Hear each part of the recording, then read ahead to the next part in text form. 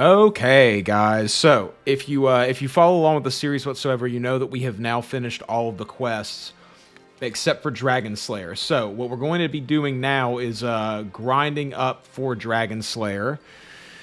So that'll be interesting, and it's present its own unique set of challenges. So I'm excited about that. The first thing I'm going to do is I'm going to be training my magic because that's going to get me a lot of money. But in order to train my magic, I'm going to have to go buy some runes. So we're going to have to spend some money in order to make some money. That's going to be a whole thing, but it shouldn't be a big deal. I don't think, at least. Ba-do-do.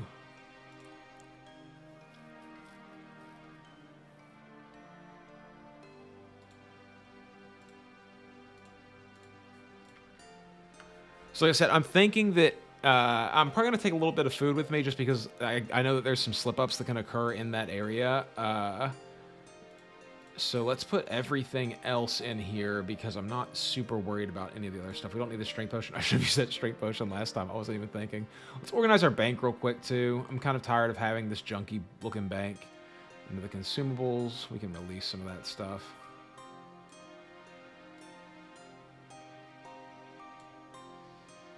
Put our lobsters up. Actually, I'm going to make a tab for the stuff that people have given me that I'm not using for now. There might come a time where I use that stuff, but in the time being, it's not getting used. Oh, no. Let's go ahead and release everything, too.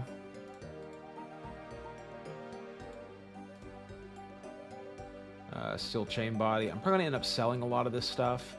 So I'm not going to need it long term.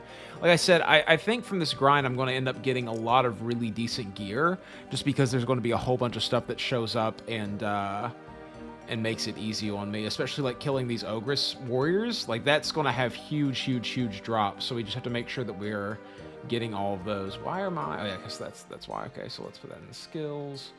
Let's put that in there. Let's put that in there. Let's put this in here.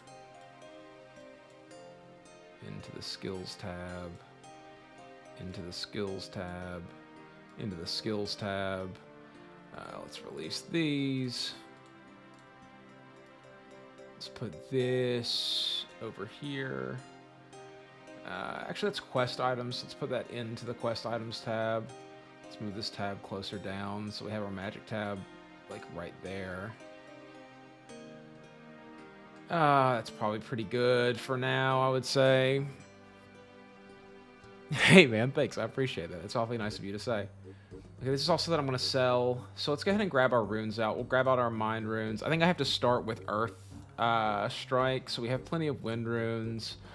Let's just go ahead and take basically all the runes that we have for now, because we're going to switch it up as we go on. Let's take our wizard's hat out with us, and let's go get started on magic grinding. The first thing I'm going to have to do... Oh, wait, I need my cash stack, too. I'm going to have to go spend basically all of my money on runes to get me started. And I might as well sell... there's a lot of that stuff that I'm not gonna mess with selling right now. Let's just go get our runes. Let's just go get started.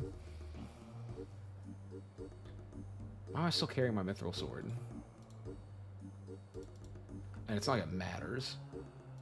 I'll just take it with me. Let's go. Okay, what's my magic attack bonus right now? +6. Is any of this taking away from that? No. Okay, so let's just leave those equipped then. Let's climb down the staircase, please. Climb down the staircase again. Okay, now let's head over to Port Sarim and let's buy enough runes. What's up, Amy? How you doing? I'm just out here trying to get all the levels that I need in order to do Dragon Slayer. I've now done every quest except for Dragon Slayer. The series has been updated. It has been a absolute insane adventure for me to edit videos that long. This last one had like 8 hours of footage, and I edited everything in one day. Edited everything in one day, and I was up until like 2+ a.m. last night, which I know like back in the day for me wouldn't have been a big deal, but I normally go to sleep around 11 now. So I was like hallucinating by the end of it and just so irritated with everything that I would do in the video. Like I would swallow and I'd just be like, oh, of course you had to swallow there, and just have to go through and cut it out. So this series has been a whole new adventure for me for sure, but I'm having a really good time with the learning process and getting to where I need to go and everything. And I'm really excited to start training up my my defense and everything with and my magic at the same time, and get all these kills, and just sort of making our way downtown, all that kind of stuff, you know. I think I'm just going to go with Earth Strike until I get fire spells, and even maybe a little while after that, because I'm going to have basically plenty of earth and I'm going to only have an earth staff for a little while. I do have a wind staff or an air staff, and I do have a regular staff, and I have enough money that I could buy a fire staff if I want to. So, but for now, I'm just going to sort of take up residence over there at the ogresses. Hey, good job, Rat Stew. I'm proud of you, man. You're out here doing the thing. Trying to get through RuneScape. I'm assuming this is your first time, yeah? Walking fast, races fast, and I'm getting there. There's a way to turn off my my delay on here, and I can never remember how to do that. So one of these days I'll have to get to it.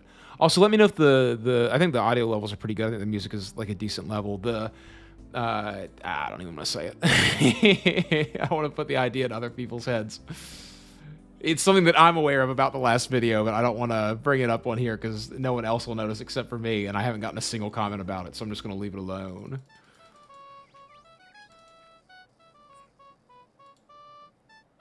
It's a good game, Rat. You know, it's really, really, really interesting the way that this game works and the places that it can kind of take you.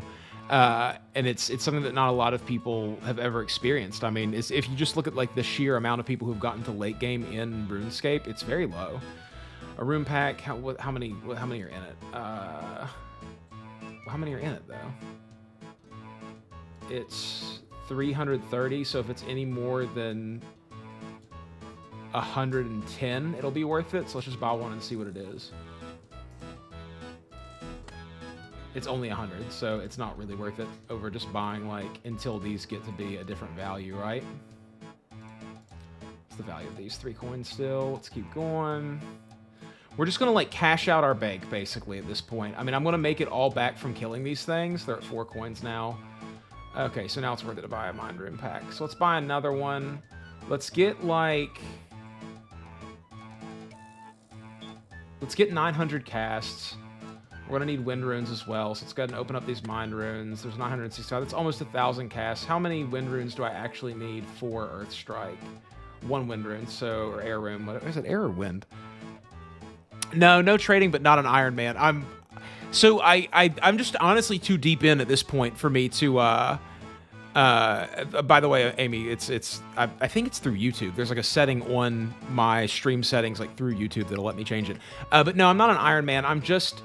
I didn't make it an Iron Man, so now it's too late for me to go back, so that's really the situation that I am. Those are 4 coins? What the heck? Why are air runes more expensive than mind runes? Okay, well, we'll do it. I'll buy... That's going to be expensive, but whatever. Oh, wait, hold on. Buy 5 air rune packs. 4 air rune packs, 5... Man, it's hard to watch that happen. We're going to make the money back. We also have the Stronghold of Security as well that can get us through there.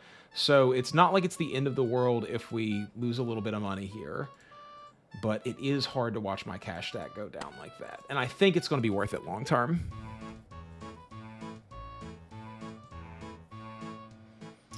I already have an Earth Staff, so I'm just going to go ahead and go with those. And it's like the same amount of runes basically to cast it anyways.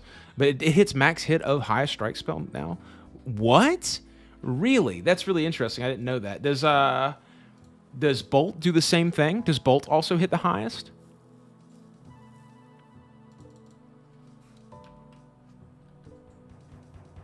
When I hit the go live buttons, the stream settings under additional is stream delay. I don't know if I can change that during my actual broadcast, which is the only problem. Next time I'll make sure to do that.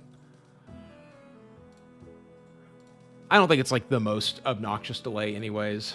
And I tend to, like, people tend to do it just in case there's some kind of issue, you know what I mean? So that you can, if there's some unforeseen event or something. Ooh, so I can use Wind Bolt and it'll just count. Okay, well, when I unlock Wind Bolt, then I'll just switch over to Wind Bolt and I'll run back to the bank. It's not that far along anyway, so I'll just use Earth Strike for now, even though by what you're saying, it seems like I'll probably be actually losing out. Where is this port? It's over there. I'll actually be losing out once I unlock Fire Strike since Earth Strike won't do that. Hey, thanks, Baza. I appreciate that. I like the term conscious content. That's good. Thank you. So what's the... Okay, so monsters are weak to certain... So there's elemental weaknesses now. When did that happen? Oh, I'm not pointed north. That's what my problem is. That's why I'm having such a hard time navigating around. Windbolt can hit 12, so Firebolt is unlocked. Wind Blast can hit 16, so Fire Blast is unlocked, etc. Cool. Use Airstrike Bolt is far too expensive. Yeah, that's probably what I'll end up doing, honestly. Like, for sure. It just seems like it would make the most sense. I don't have the money for Chaos, but once I start actually grinding... I've gotten pretty lucky here with drops before. As long as I get... I want to get a Rune Battle Axe here, and I want to get a Rune Full Helm for myself. I want to get Law Runes. I want to get Nature Runes. I need those for just overall magic stuff and to be able to alch things. It should happen pretty quickly. Man, there is so much that changes in this game on the regular. There's just no way for me to keep up with it. That's interesting, Matt. I don't know why that would be. Do you like go through OBS? OBS I think is the best way to do it. Oh, the highest level magic still gives more XP. It might be worth the trade then. So it's not based off your hit anymore. It used to be that it was just like 4 XP per hit, yeah? Okay, there's a bunch of people here. Let's world hop until we find a world that's better. I normally don't world hop, but it just feels like the thing to do for this specifically. Switch world. I saw that it was increasing all the levels to 110 cap, and I find that to be kind of interesting, and I don't know how I feel about it realistically. Like, I think that in general, people are going to continue to play the game regardless of what the level caps are. But as far as like, do I want to have to grind more XP? I mean, in RuneScape 3, it's supposed to be significantly easier to grind XP anyways, right? Like you can do it from your bank, so it's probably not that big of a deal in general. But I don't know. I don't play enough RuneScape 3. I don't play any RuneScape 3. Oh, okay. Well, that's fine. We're gonna be here a while. I might not like this is a lot more difficult than I thought it would be. I need a magic amulet, but I don't want to train my crafting up to get a magic amulet right now, and I don't even know if I have the magic level in order to enchant yet, so I need to wait until that happens. I can enchant gold jewelry, which is interesting to me. Okay, magic level 11, weakened. So as our magic level goes up, we'll hit more often. Like I said, I have... Okay, so I can enchant Sapphire now. So I might need to go get a magic amulet for this, which would involve me maybe doing more crafting, because I don't have very high crafting yet, but we'll see what happens. My favorite overdrive distortion pedal? I like the Earthquaker Devices Monarch. I always thought that pedal sounded really, really good. If you're talking about like non-boutique pedals, I like the Electro-Harmonic Soul Food. That's a really, really good pedal. I used to play with a Vox AC30, and this one's supposed to sound really good through it. Yeah, Rat. I mean, it's a lot of like solo play until you get to higher levels, but like definitely, you know, if you ever want to like hop one and I'm on here, you can add this character, and I'm around. Yeah, the drops from Hill Giants are significantly worse. I can't believe I'm not hitting this enemy at all. Like, this is pretty ridiculous, to be completely honest. I really thought this was not going to be. There we go. There's a 5. I'm surprised by how long this is taking just to kill one of them. But my magic level is now 12, so the training is going fast, at least, because of the casts. Magic Amulet would be absolutely huge. You should just be able to search letters. Our album art was like a post box that said letters on it. You can find it that way. You can also just type in like letters WV. Like, hold on. Let me just pull up. Hold on. I'll link you to it real quick, Amy. I'm not like, by the way, remember if anyone decides to watch this video, this is an old video, and I was very young. I was like 20 years old, so the music is not the greatest that it could have been, for sure. My name is New Player. You can see it in the bottom left down here.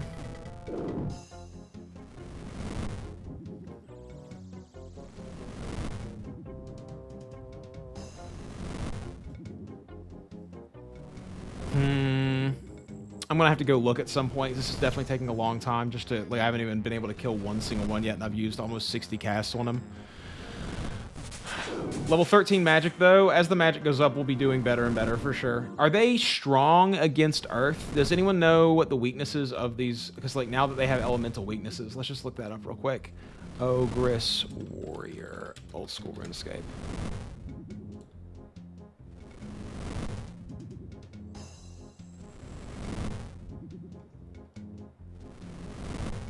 It doesn't seem like they have any weaknesses or anything. This is taking so long, dude.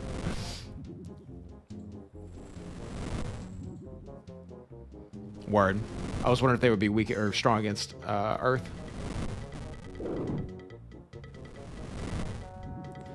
For Trino Village, it really depends on like what your skills are actually in the game. You can see Rat. Be safe out there, man. Talk to me on RuneScape sometime. You can see what, like, you know, if you can flinch and all those things, you can do almost all of those quests for the Tree Gnome Village with very low stats. I mean, if you have 40 in all of your combat stats, you should be able to handle it. If you do, like, Waterfall or something and Witch's House, you should be able to do it. It feels like elemental weaknesses are going to be a thing at some point. It should be. Level 14 magic. All right. J-tip crossbow bolts I can now enchant. Absolutely useless for me on free-to-play, but eventually we'll get there. Yeah, I know they have decent magic defense, and I know that most people tend to range them. I'm just not really into training my range right now, and I just thought this would be a good place to do more than splashing, but maybe I was misthinking about this. I remember doing this before and it not being a problem. Like, I did this on my Ultimate Iron Man, and it worked out completely fine, but maybe I was ranging them back then. No, because I was spending money on runes. I don't know. Mind runes still cost money. I mean, you know, you're still talking for 1,000 casts, you're talking like 3K. That's not that much in general. Yeah, the level 122, like, Ardoin guard. So you should look up a strategy for how to do that, right? Like, you can, if you're talking about the Khazard guard or whatever it is that you have to fight during that quest, like, it's not that difficult. There's strategies to beat him and basically cheese him. I want to do this. I want the money from these guys. I just have to get my magic up high enough first. It's not that big of a deal. We'll cast until I'm out of money, and then we'll go do, what's it called? We'll go do Stronghold of Security, and I'll get 10K out of that, and we'll make some more of that. I will be on probably well past 9 o'clock tonight.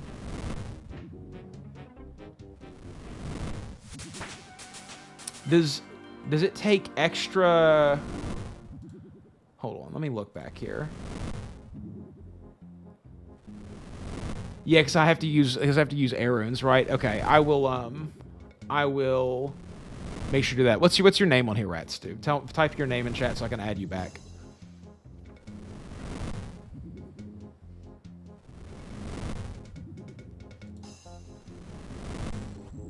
I've already got these air runes because I didn't even think about the fact that I would have to buy extra runes that would be the extra damage. So next time we'll switch to Wind Strike.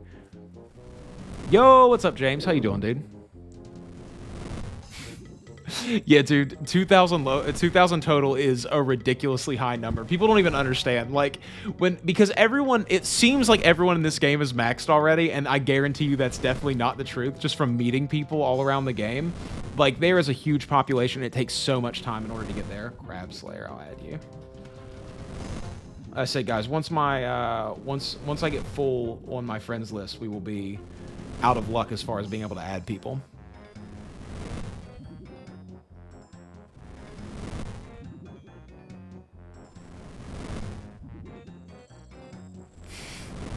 It's really not that bad starting fresh, Austin. I am almost done with every single free-to-play quest. The only one I have left is Dragon Slayer, and I've only been playing for 17 hours. It's really not that bad. And there are such efficient ways. If you're not playing it like this, you will be completely fine. Like, you can get really far in this game very, very quickly. Things are coming along really well. I'm at level 17 or 16 magic. I just hit that. I'm now starting to actually hit these things somewhat regularly, and I'm doing pretty good damage against them. It's really not a big deal at all. And for anyone who wants to join the chat in my FC, just join my name. Danny S30 and let's add poor choices.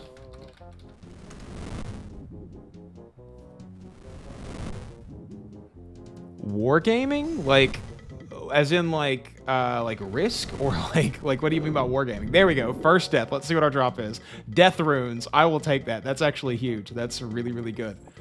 Those are worth quite a bit of money. Okay, let's wait for another one to spawn here. We can also bury these big bones as we get them. So only like 200 gas. Not bad, dude. Not bad. Back to the safe spot. Are you a safe spottable one?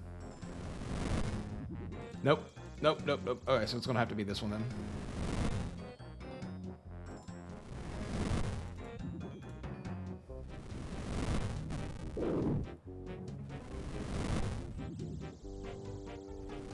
Cool, well, I appreciate that. That's very nice of you, Baza. As we get into the harder quests and into later games, like doing, whenever I do Barbarian Assault and stuff like that, we should all gang up and do it. It would be a lot of fun.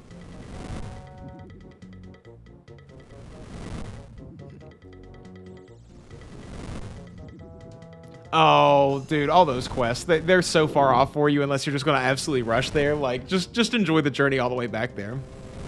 Oh, no, it's not hard to understand. It's honestly very, very simple. This game is like... This game is very... It's complex, but you can play it for hours and hours without knowing anything about what's going on, so don't worry too much about it. It's no problem, really. Just jump in, start playing. You can do the fight caves, Austin. Fight caves are easy, dude. No problem at all.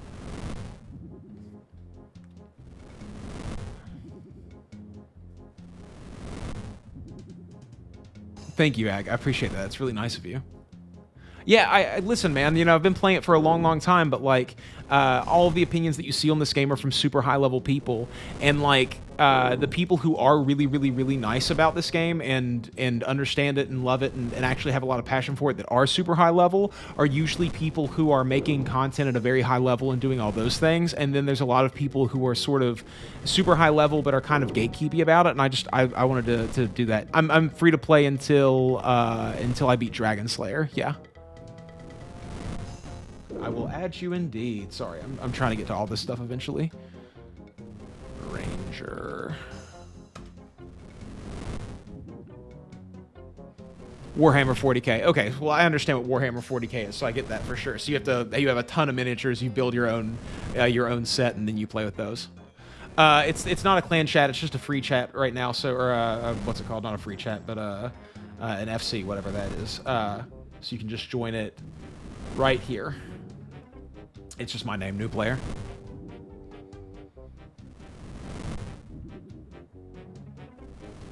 Yeah, dude, I mean, and I think the bosses are like, this is what people think about this game, that you have to be able to do everything immediately or that it's super important to, like, get there as quickly as possible. But honestly, whenever you're playing RuneScape, I think one of the most important things to keep in mind is that learning a piece of content is supposed to take you a really long time. In general, while there is a whole bunch of content, as far as content that people actually do regularly, like, say, Barrows or Vorkath or, what's the I keep slipping my mind. The one that gives you the toxic blowpipe. Oh, I'm sure that some of you guys will let me know in the comments. That those bosses are supposed to take you a long time to learn, and there's really no risk to learning them, so just go out there and try them out until you get it. If it takes you days, that's awesome.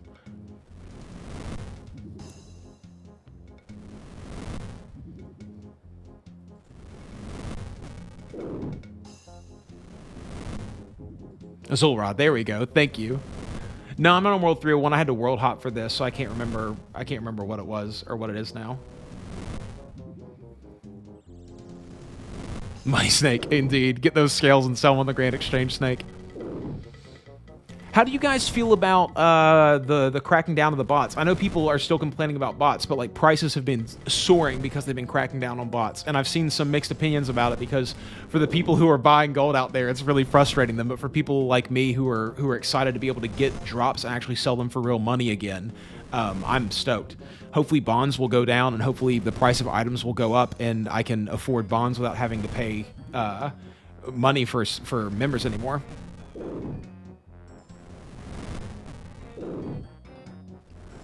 Regicide is brutal. I just finished Regicide on my main a little while back.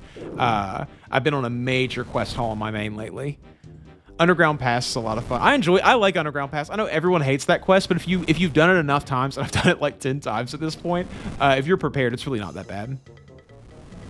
308, that's the one.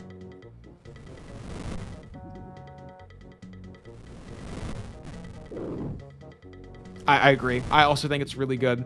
Like I said, I know a lot of people have been complaining about it, but those are people who are buying gold probably, and like I like the idea that buying gold becomes valueless as we trend away from less bots. I don't have a Discord set up for this channel yet. No, I do have a Reddit though. Almost killed our second one. Look at that. Level 19 magic, dude. We are soaring to 33. This is going to be a really quick part of this grind. I was hoping this would take a lot longer. I might end up training my magic significantly more. And I might even fight Elvarg just with magic. Yeah, I think that is a problem with Ultimate Iron Man, for sure. That is really, really difficult. Thanks for all the emojis, guys. I appreciate it. It's nice of you guys.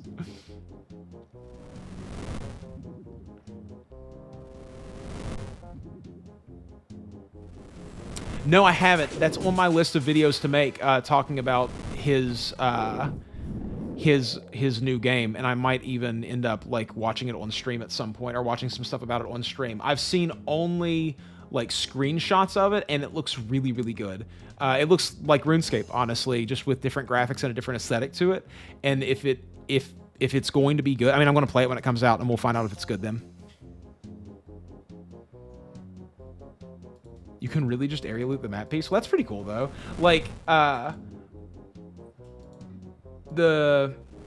like getting the maps. Like, that's one of my biggest memories from young game RuneScape is having to get the maps. You have no idea. I didn't have any, it's so funny. I didn't have any ability to telegrab when I was a young kid, and I couldn't get the map pieces. I didn't have 10K because I didn't know how to make any money whatsoever back then. So I had a high-level friend, and I brought him over there to see if I could kill it, and then he could telegrab the map piece and give it to me. And obviously that didn't work, and I was so disappointed.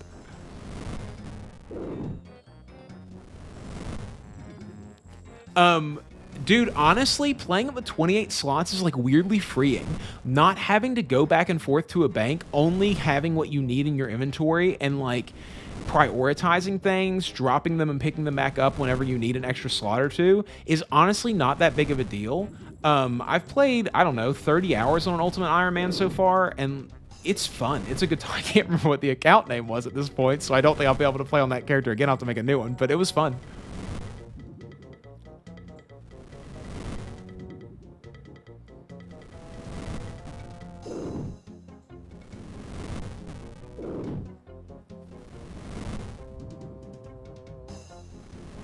Dude, I picked so much flax. I also ran a lot of Rune Essence whenever I was younger as well. That was like the only way that I knew how to make money. It was just absolutely terrible methods. No training, just pure gold per hour and terrible. Sweet. Okay, so I can now do all that. I now can finish up my combat path for this. See you later, Rats. Be safe out there, dude. Dude, back in the day, law runes were like 1.2k. That was so much money for a law rune. Like, a teleport was ridiculously expensive for someone like me who basically never had more than 50k. I mean, gearing up was really, really difficult. What are my thoughts on spending flax? I think that it's like kind of not worth your time anymore. It's like pretty I think making this is going to be a huge hot take probably, but I think early game making money is super unimportant for basically everything. I think that just playing this game completely normally will give you basically everything that you need in order to progress into mid game, and there's no real reason to buy gear. Train your stats, fight monsters that give good drops, get your cooking and fishing up so that you can provide your own food, and don't worry a lot about it. I mean, the idea of making a bunch of money in this game comes from people who have never played Iron Man before.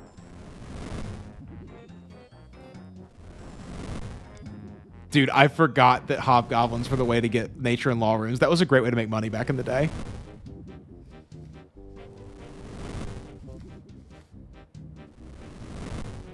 No, I'm not going to use the GE. Basically, I'm just going to buy it from shops. I'm going to get, hopefully, a rune full helm from killing these guys, basically off of either magic training or range training here. I'm going to get a rune battle axe from killing these guys, and then I'm just going to buy whatever else I need from shops for like 6k a piece, which won't be a big amount of money whatsoever. And then I'll just fish for food and I'll cook it.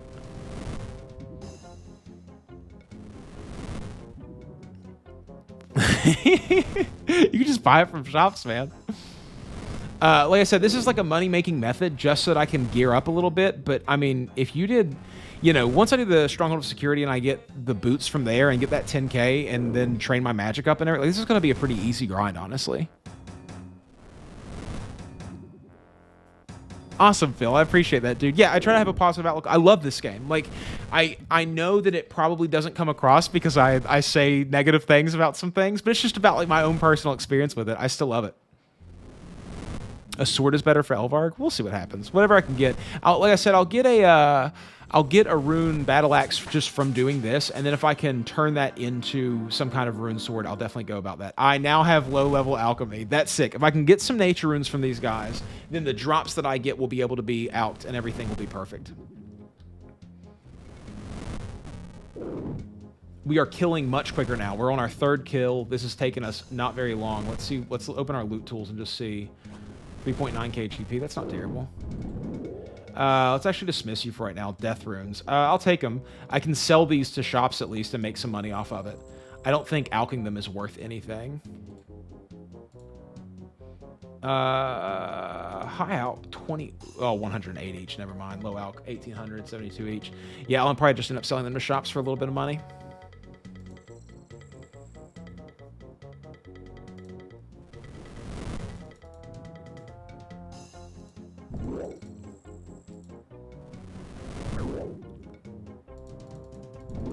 Can you not buy a rune longsword at the Champions Guild? Why are we moving back every single time? How about we don't do that? How about we cast from back here so we stop taking damage? Yeah, I can add your Iron Man. What's your Iron Man?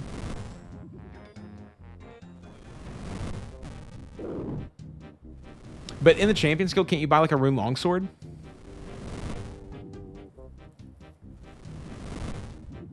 And if I get like a couple rune battle axes and I high alch them, it'll be I can turn them into a rune long.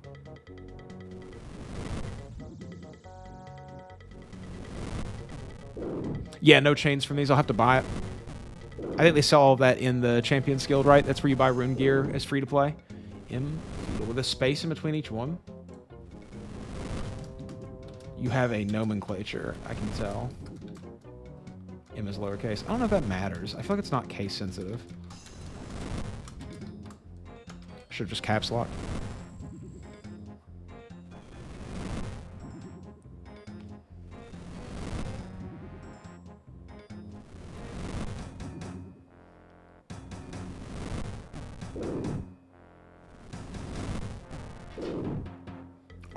Archaeology? Oh, I forgot that they have like all these different skills in RuneScape 3. RuneScape 3 is on the list. The next game I'm going to play is going to be Guild Wars 2, which like I hope to start this week at some point just to get a first thoughts video out about it, because I got a whole bunch of flame on my original Guild Wars 2 video. It's like a 50% like to dislike ratio, but like the video I watched was terrible. I don't know what to say. It was just such a fangirl kind of video. Oh, space between each one except for T. F-E-T-A-L-M. Is that it, right? No, fetal. M fetal. Ah, okay, hold on. M-F-E-T-A-L. There we go. So do you guys all play RuneScape 3, or do most of you just play OSRS? Yeah, dude, you have to know all this for, this is the brain of somebody who is, you know, like I said, I like to avoid using the Grand Exchange a lot of times, even on my regular characters, because I feel like it just takes a lot out of the game for me. So, you know, my brain is very accustomed to being like, okay, we're going to do this. Like, we're gonna figure out where everything is and how you get it. Because, like, Rune is the best gear in free-to-play, so you can get every piece of Rune in free-to-play. It's just difficult to do. You might have to do smithing for it, but most of it.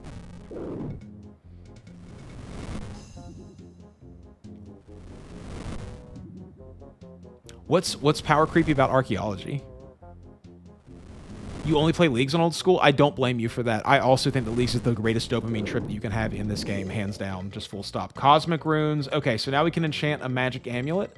So that's pretty cool. We're getting there. What is the crafting for making a magic amulet? I need to be able to mine gold if I want to do that. Although I have plenty of gold bars at this point, so I could probably... Jewelry... Okay, so level 24 for crafting. That's not terrible. I could do 24 crafting because I could do that through tanning leather and doing all that. So that's not the hugest deal in the world. Oh, come on. There we go. They love to bait you out and get one free hit on you. Which NPC do I think is the... Honestly, none of them, dude. I kind of hate all the NPCs in RuneScape. Like, they all... Not that they're bad. They're great. They're amazing. They just irritate the ever-living out of me. Like, there's nothing about any of the NPCs that I like, like, on a personal level. They all make me angry. And probably one of the raid bosses. Probably, like... like, TOB, Theater of Blood, like, Spider Boss or something.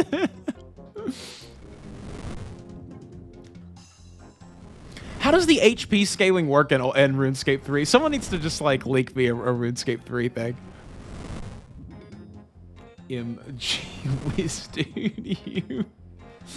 Dude, could you make a harder to type in, like, character name? You have to learn that, like, the nomenclature is good, but, like, we're gonna get it one day, dude. I think I added it this time.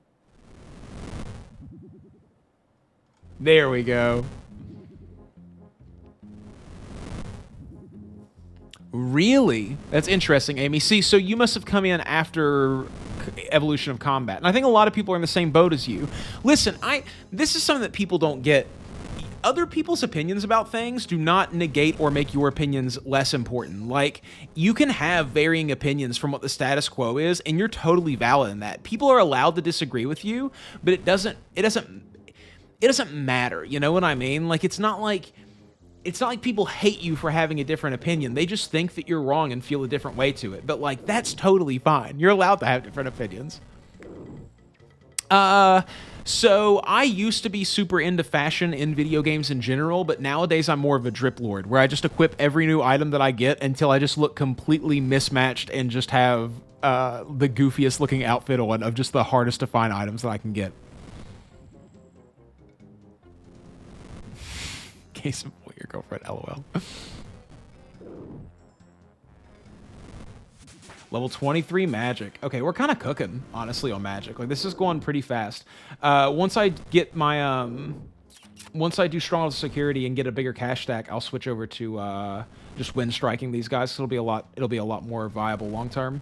And the higher the magic level that I can get, the better, because I'm going to need it a lot for later game, especially for teleports and everything. So I can just get a lot of it now. That's totally fine with me.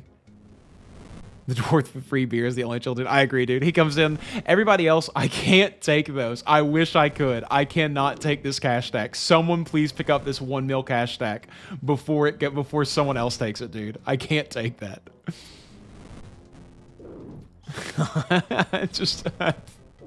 I'm too tempted by it, you know? It would make my game too easy, and I can't do that to myself.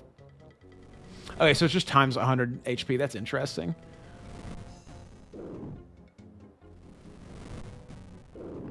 Wasn't Evolution of Combat solely like a hotkey-based combat mode? Wasn't that what it was?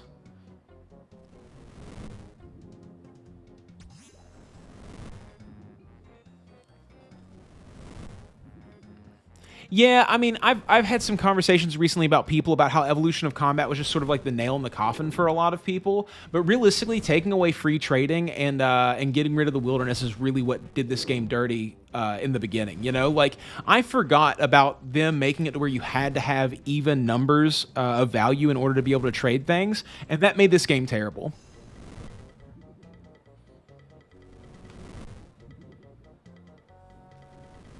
Yeah, I have 4 doses of strength pot right now, which will probably be the whole way that I can beat it, basically. I'm going to do it with melee, I would say, just because it's the only way that I've ever done it. I could try it maybe with a crossbow or something, but besides that, I'm probably just going to end up going melee.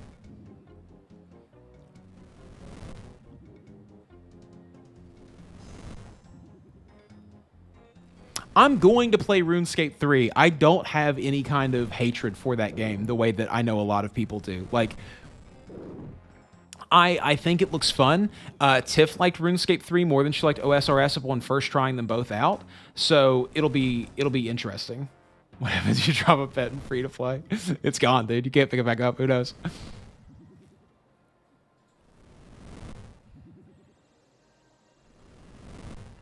Link me that video and I will save it for another one. I think I'm going to start putting out 2 videos a day. I have a little bit more free time here in the next couple weeks, and I want to cover some other things, but I still have a lot of topics to do on RuneScape. Like, there's a whole bunch of new things happening right now specifically, so I want to be able to do multiple videos, so if you guys are interested whatsoever.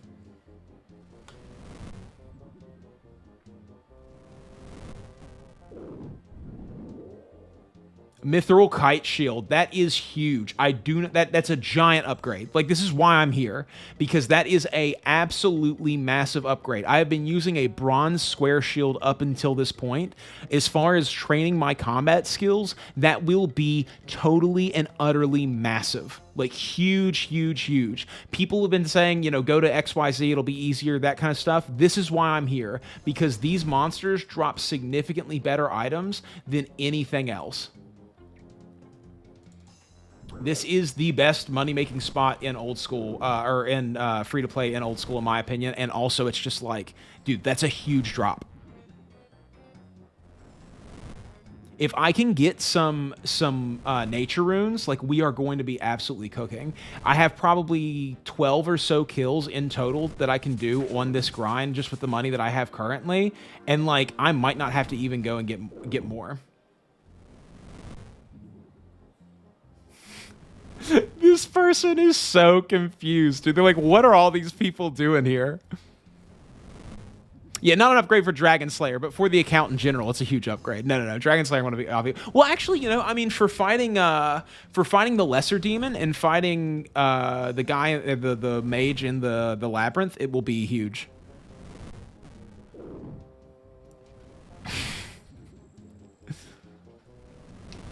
By the way, I do think that a lot of people just tacked their negative emotions on the EOC. I mean, I was basically done with the game at that point anyways, and I logged in when EOC happened just because I had heard about it, and it just wasn't for me. He's so upset, dude. He has no clue. I don't even want to tell him, you know? Like, I love being around people and having this situation go on, and they're just like, what is happening? And it's like, yo, dude, we're defense level 21. This is why we play, dude. To freak out the people who have no idea. He's a free-to-play player. Think about that.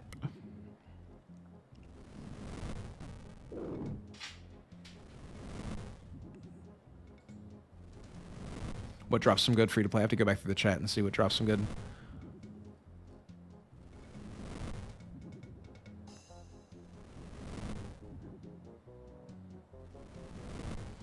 Like I said, I haven't played RuneScape 3 at all. I don't know what the power creep would look like. I mean, this game has decent power creep, too. If you skip a lot of the early game quests, like coming back and doing a Vampire Slayer showed me that there's just, like, you could nuke that so easily if you were just a little bit higher level than I was when I did it. I'm training both mage and defense, yeah. I know it's a little bit less efficient that way, but it's worth it to me in the current moment. It's just less time I have to spend using defensive mode in regular combat, and that's way more frustrating to me. This is a lot more AFK-able than what I'm going to be doing for my combat stat training, because I'm just going to have to go to giant frogs and fight them.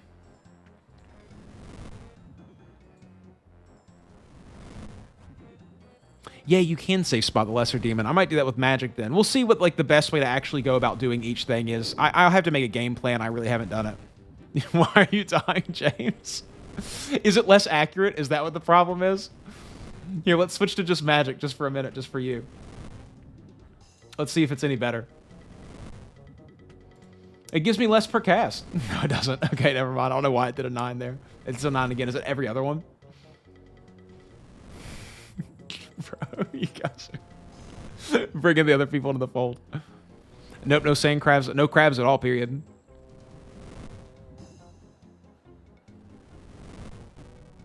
It's big. It's big numbers. I will say it is big numbers. I don't know if the accuracy is any better. I need a magic amulet so bad. Let's Google if the jewelry shop, OSRS jewelry shop.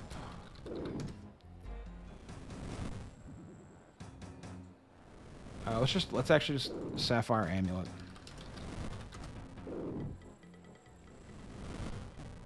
Oh, this is the RuneScape wiki. Hold on. I'll type in OSRS.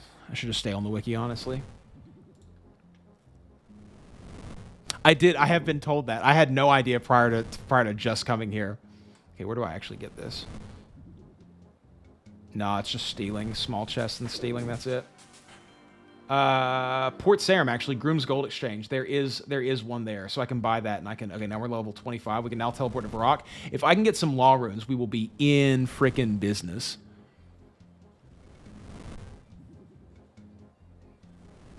Oh, wasting money. Who cares, dude? I should... Honestly, wasting money. I should be using Windstrike, because they all do the exact same now. So, like... when I had already bought these runes, or else I would have just used Windstrike. Uncut ruby. I mean, it's money. I'll take it.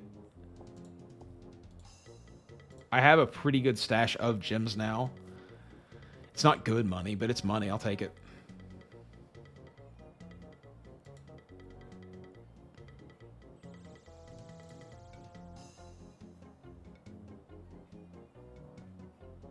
Spawn in. There we go.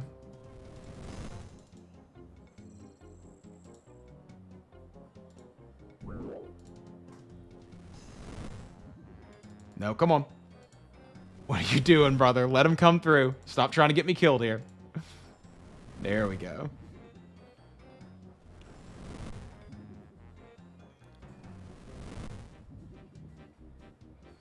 Yeah, it's a strength ammy if I ever get my crafting up that high. That's the problem, you know? Like, it's just going to take me so long to actually do that.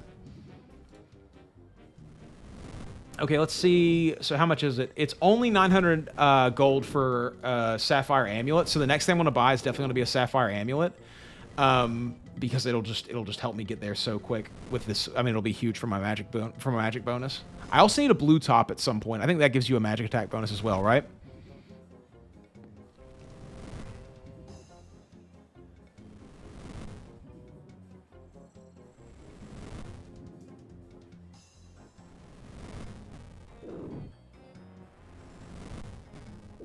Boom. We are hitting fat numbers now, dude. Look at these. I think at like 33, we should be doing pretty decently regular hits. This is so quick, though. Like, the magic training is absolutely super fast, which makes sense because it's really expensive to train magic. Boom. Big numbers. Yeah, they really are depressing. There's nothing. There is nothing. Like, they should make Mystic free to play. Or make Splitbark free to play, because Splitbark sucks. The only problem is that you can only get it through Canifis. Is it Canifis where the Hollow Trees are? I think it is.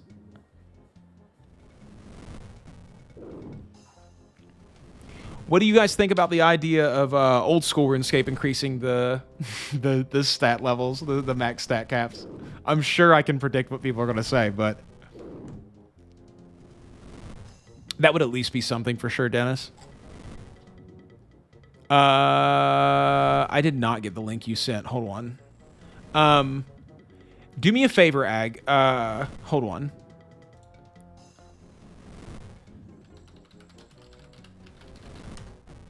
Man, we are killing much faster now.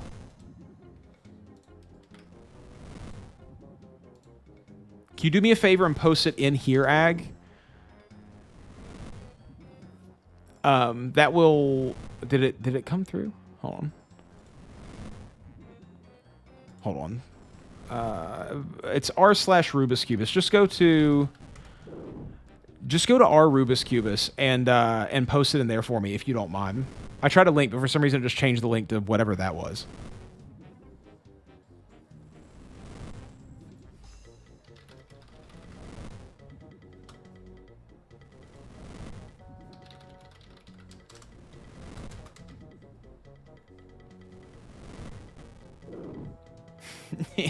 This guy is like, who is this?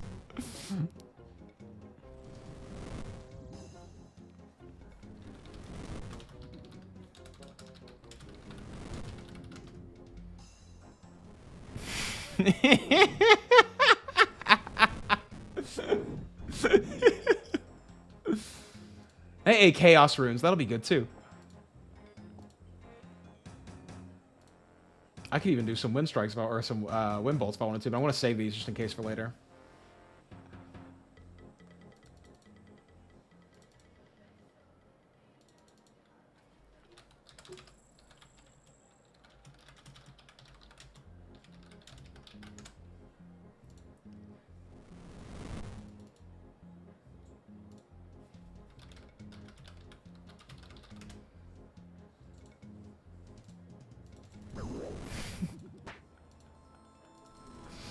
Get out of the...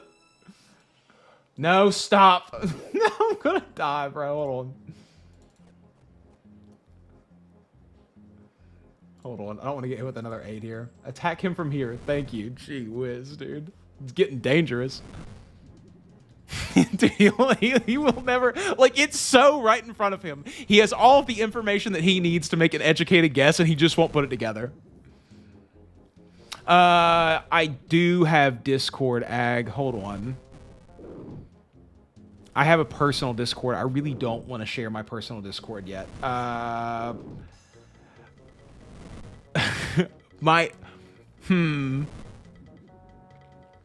on, Ag. Just say the name. Just like tell me what the video is again, and I'll find it on my own, and I'll put the link here and see if that's the right link.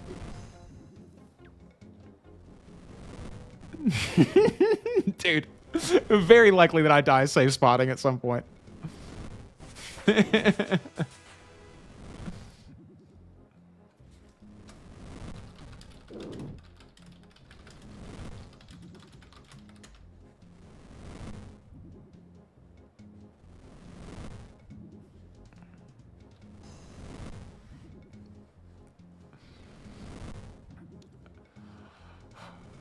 Man, I really wish I could hit just a little more regularly still. Just a little bit more. I will say unlocking teleports is absolutely massive. I'm super glad to have those. If I can get a law rune drop or a nature rune drop from one of these guys.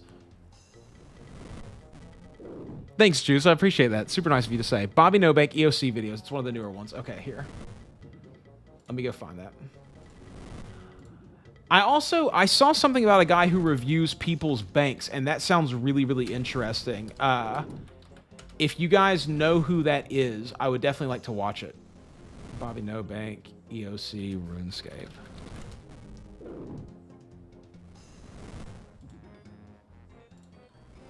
Also, if you guys would like for me to react live on, is that the link? Make sure that's the right video.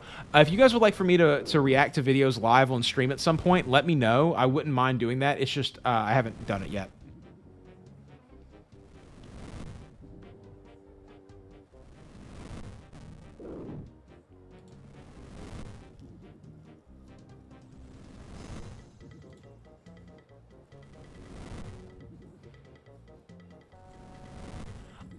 So I saw a video by Waydot, but the only one that I found was him reviewing RuneScape 3 banks, and I thought the person had said that it was old school RuneScape banks that he was reviewing, but I haven't swant that. I tried to look for like an hour one night, and I couldn't find any videos about it. If not, that's a great idea, and I want to steal it, dude. I want to review people's banks so bad. I want to see what all you weird hoarders won't get rid of. Go to the wise old man and have him get rid of stuff for you.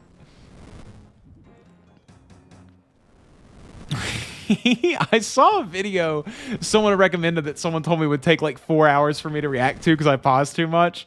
But so if you guys haven't noticed, I usually tend to react to videos that are under 15 minutes long or around 15 to 20 minutes long at the most, because obviously they just end up being extremely long videos and people feel some kind of way about that because I pause and interact like way too much.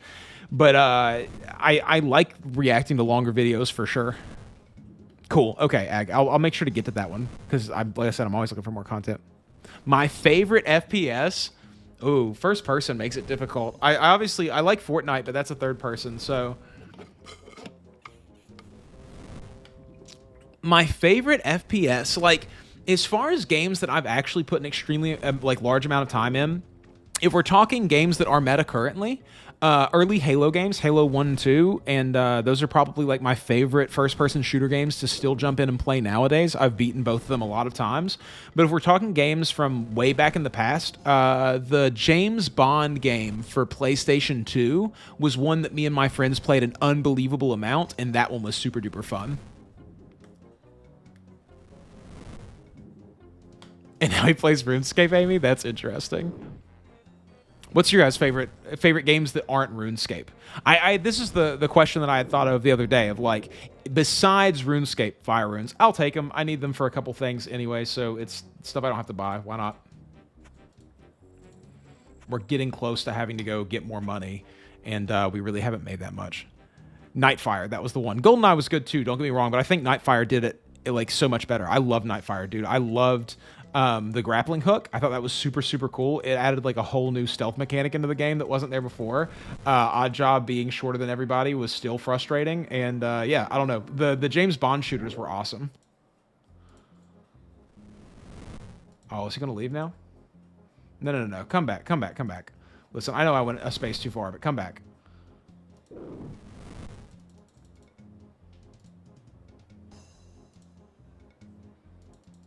Oh, big fat 6. ODST is good. I think that ODST is where the game started becoming more like Call of Duty, more realistic and less like this superhero jump around really high shooting game, which is what I initially really liked about Halo, was the unrealisticness of it. But yeah, it was pretty good. I have the Master Chief Collection, and I've played ODST quite a bit.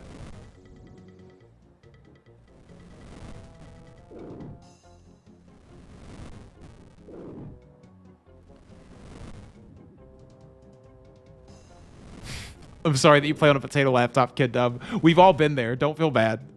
I built my first computer, my first like real computer last year, and I'm 29 years old. So it took me that long. I've been playing on garbage equipment my entire life up until that point. And I'm in a software engineering program, and I just like learned a lot. I've been through a hardware class, and I was just ready to do it. And I finally put together the money and built a computer. Diablo 2 is a great choice for sure. I love Diablo 2. I have it on PlayStation even, and I play it on PlayStation sometimes, which is its own host of problems, but it's a good game. What do you guys feel about Diablo 3 and 4? Did anybody play any of those and enjoy them?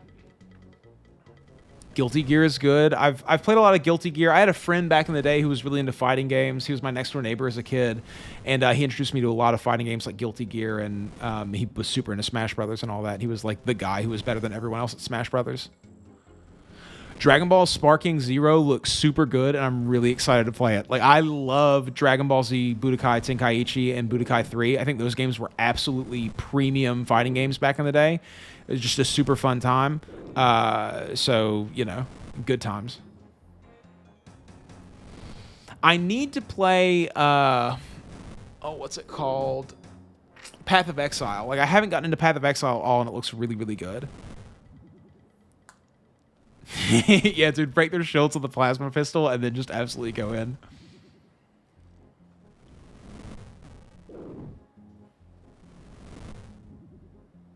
Hey, good job, Coase. That's really, really cool. I PC builders are heroes, dude. The stuff that you guys can do with like straight pipes and everything now, that's like whenever I need a new PC, which will probably be years from now still, but like I want to go all out with it. This one's super basic. It literally just has like a 2060 Super in it, and like the AMD Ryzen like 5500, I want to say, or something. Basically, like I needed a 4 GB hard drive to put in it as an extra hard drive, and then I got a pretty good solid state drive because I knew I was going to be making a lot of content with it. So those things were the things that I had to optimize for. So the actual like power in this thing is definitely lacking, but compared to everything else I've had, which are like computers that my parents bought, or like a crappy laptop that I would buy here and there, like this thing is a dream. Knights of the Old Republic were really, really good games. I owned like every single Star Wars game because I got them through a Humble Bundle years ago.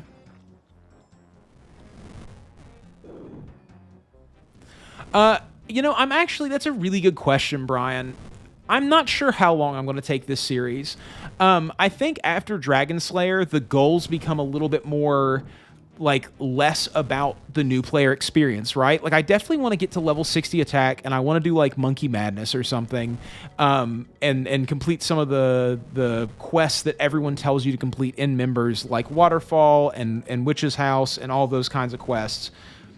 But I'm probably not going to take this playthrough all the way to like max levels or to getting a fire caper. I mean, I might maybe do a fire caper. That might be like the natural ending point, but it'll probably slow down quite a bit after I like do some of the member stuff. Getting into members will be a really exciting moment for me, and I'll probably get like a boost of energy to play that. But I am going to start doing like I'm going to do a first impressions of Guild Wars 2. I'm going to do like a new player experience for a couple of other games too.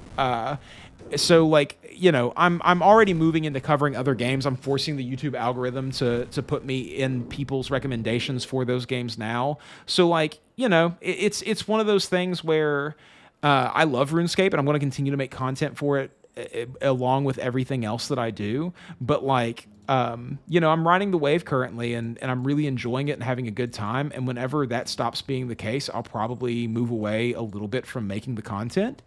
But I'll still be doing like updates about things that are coming out or about like what I'm doing in RuneScape as I actually play and all that kind of stuff. So, you know, it just like is what it is. Dude, stop running around and taking all the enemies. You're being really, like, you're running around like a chicken with their head cut off. In the words of Guts, if you want to stay alive, stop running around.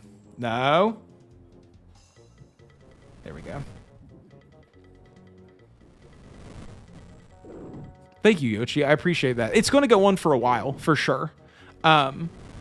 Like doing the later quests and stuff is like and I will take this as far as I can take it. As long as I have goals that I think are interesting and like sort of relate to the new player experience in some kind of way, I'll continue making it, obviously. And I'll probably end up doing content. Like I want to do an Ultimate Iron Man playthrough at some point and sort of talk about like, or even just, I mean, I'm already kind of doing an Iron Man playthrough, but talking about like what it's like to play an Ultimate Iron Man, because I do enjoy Ultimate Iron Man a lot.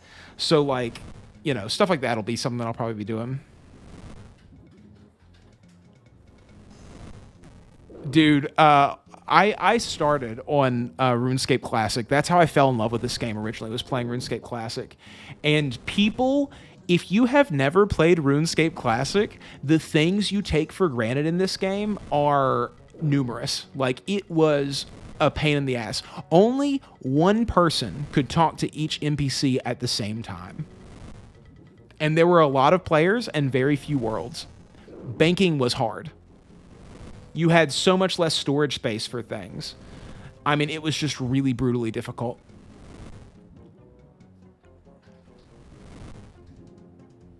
Dragon Slayer 102. Dragon Slayer 1.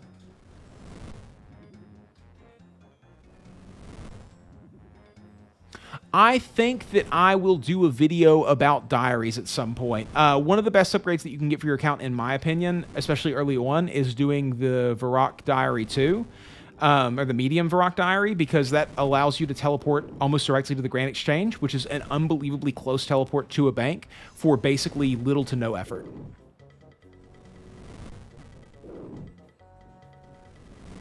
The projectile being a green star. Dude, that's the asterisk projectile was OP, man. It could have been anything. It could have been a rune arrow. You have no idea what it was.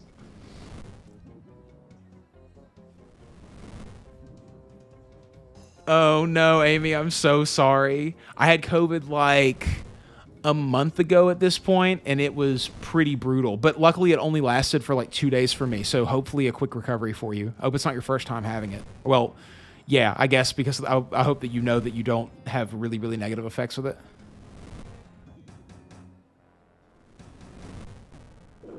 Dude, is it so like Max, you're I appreciate that first of all so much, but like that's totally what I'm trying to do, you know? Like I think that the reason that I love this game so much is the reason that a lot of us have forgotten that we love this game so much, and that's like what it really means to me personally. I really hope I kill this guy with what I have currently. I'm going to be so upset if I don't have enough runes to finish this job. Let me switch to this real quick. Just give me a couple of these casts. I want to make sure I kill him. This is a bad idea. There we go. Come on. Come on. Kill him. Sorry, I'm getting a little bit too intent right now. Hold on.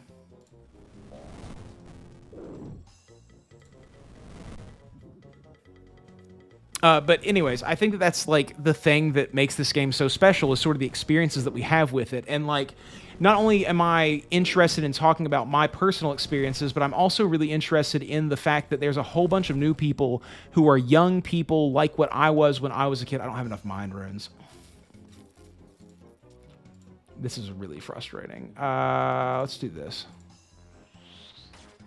Come on.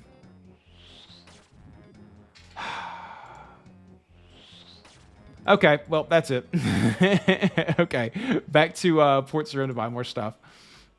But, you know, like, the fact that there are young people out there who are playing this game for the first time right now, and they're making all of those same memories because this game is mostly the same as it was when I was a kid. So, like, if they're not watching a bunch of tutorials, which if you go to a free-to-play world and actually play, you'll see that most people are just playing it free-to-play from the beginning without a whole bunch of content being watched or tutorials.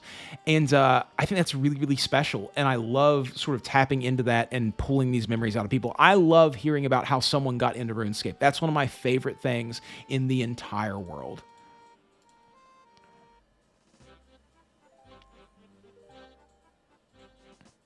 Yeah, that's also how I sort of knew what it was. Like, so Tiff actually got it first, and then I got it from her, and she was like, "Oh, I recognize this. This is the exact same feeling that I had last time."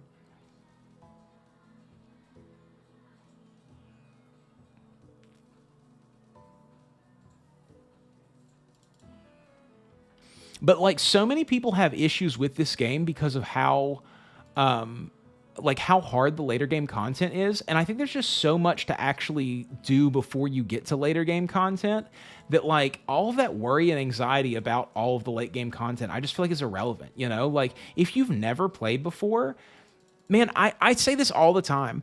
I played for, I don't know, 200 plus hours and never had overhead prayers.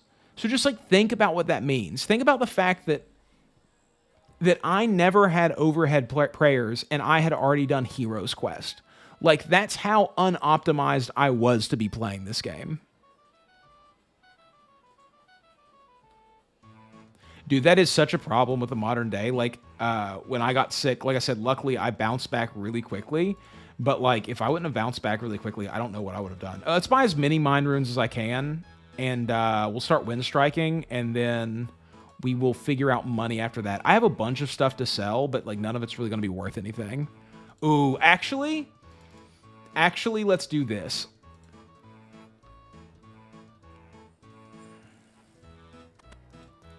This is going to help us just an unbelievable amount. Let's, oh. These don't restock, do they? Like someone has to sell one. There's not a chance that I'm going to get one here. Let's world hop and just see, but I'm almost certain that those don't restock and they're always zero unless someone happens to sell one in a certain world.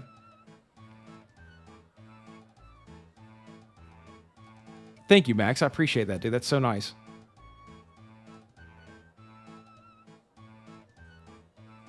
Yeah, dude. I mean, you could have, you know, that's what people don't get. Like, there's so much hatred towards people who are not super amazingly good at this game, but the very nature of being super amazingly good at this game is such a rarity. Like, I don't think people understand how uncommon it is for someone to be amazingly good at RuneScape. It's like almost non-existent. Yeah, they're not going to respawn.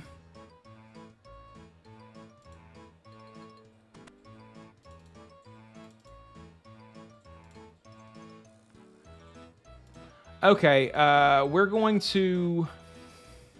I guess we'll just go ahead and buy all the mine runes that we can. There's some options that we have, but I think what I'm going to do is just buy as many mine runes as I absolutely can. And then we're going to have to... After we run out of these, we're just going to have to go and do our Stronghold of Security and get 10k, and then we can continue on from there. I guarantee you that I'm going to get enough drops to make up for all this money if I just continue on. It's like gambling, you know? Like, you never want to stop before you hit it big, because, you know, you're going to hit it big eventually.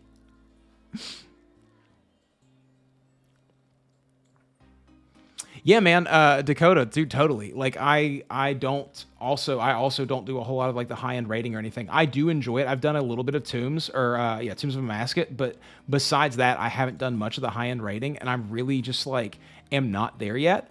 I think it is cool, and I want to do it, but like it's just not what I'm up to yet. Let's take all of these. Let's go sell a couple of... Is there a general store between here? There isn't. Okay, well, let's just keep this for now. This is a fine setup. We're going to be okay.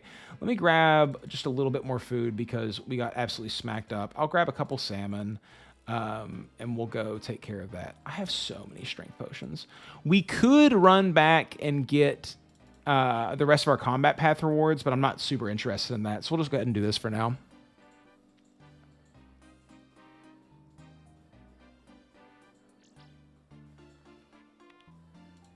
I agree with you 100%, Ag. And like, and I'm pretty open about the fact that I disagree with the concept that the concepts that a lot of people put forward about this game. Like, I don't agree that you're a terrible person if you're not good at this game, if you haven't spent a whole bunch of hours, that you're just a noob. Like, there was a guy calling Chris, the veteran player that I had on about a week ago, there was a guy calling him a noob in the comments. And it's just like, buddy, he might not be as good as you are at this game, but you cannot call him a noob. He has a maxed account. He has 6,000 hours in the game. He has a quest cape. He has finished all of the diaries. He has done raids. Like, you cannot call him a noob. He is above 99% of the player base in this game. That's just facts.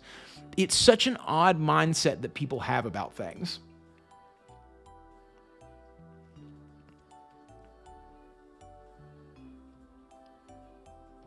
Yeah, dude, exactly, Ag. I mean, and like that's another thing that people don't get is like, I love video games. I play as much video games as I am capable of playing. I play a lot of different video games. I play Souls-likes. I play MMOs. I play regular RPGs. I play shooting games. I play tactical games. I play platformers. Like, I am like number 57 in the world speedrunning Tomba 2. Like, I have played a whole lot of video games, and I don't commit to one game only because I don't have any fun that way. And if you talk to a lot of the people who are these hyper elitist gatekeepy people, they don't seem like they're having much fun playing the game, and that sort of just defeats the purpose of playing a video game in my brain. Let's do Wind Strike.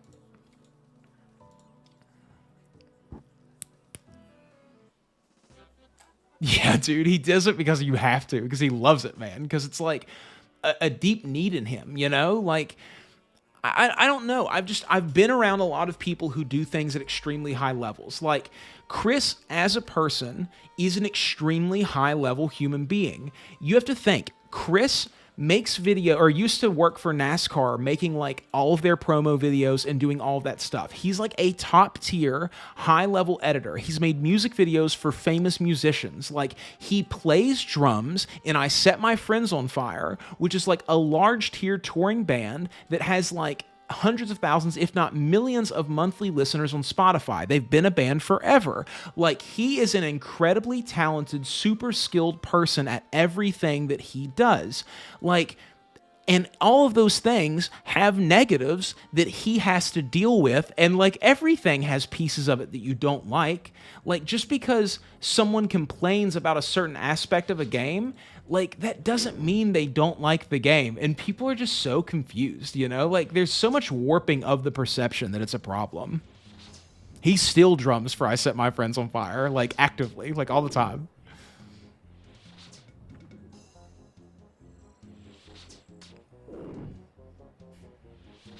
I've met bodybuilders who are extremely talented and skilled at what they do, and there's like parts of it that they don't like, but it doesn't mean that they don't love it, you know? Yeah, he's extremely wild, dude. Chris is like, I grew up with Chris. I met him when I was like 17 years old.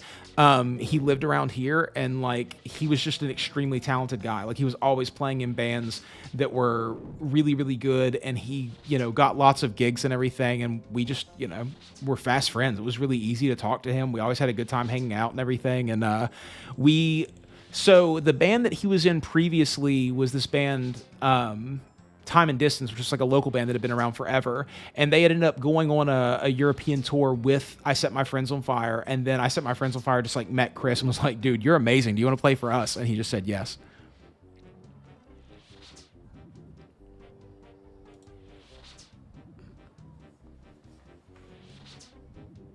Sorry, guys. My mom's calling me. Hold on one second.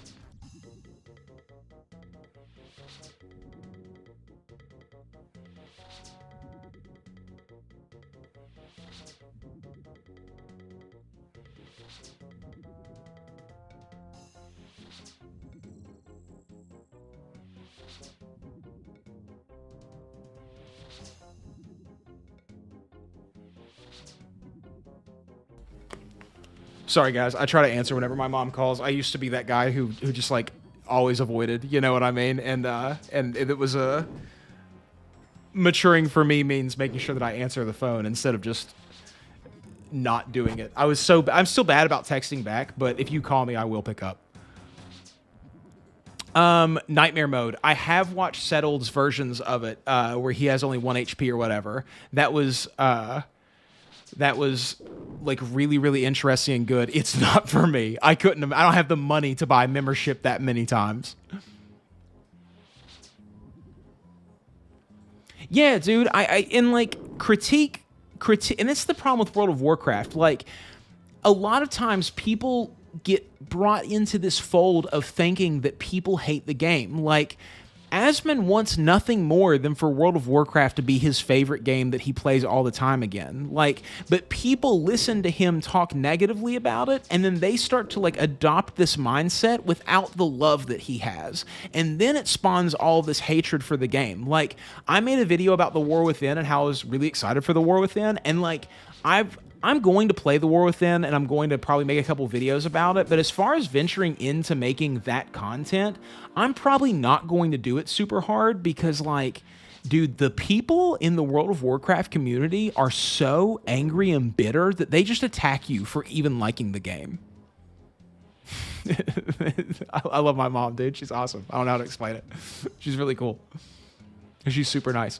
She's airheaded like me, you know what I mean? Like, my dad was this, like, hyper, like, fixated, kind of, like, weird guy, and my mom is this, like, really sweet, like, go-with-the-flow kind of woman, and I, like, got kind of a piece of both of them, and so me and my mom just understand each other, like, really, really well. She like, loves what I'm doing and everything, and she always tells me how proud she is of me for playing video games online and stuff like that, because I've just always wanted to do it, and she's heard me talk about wanting to do it so much, but she's awesome.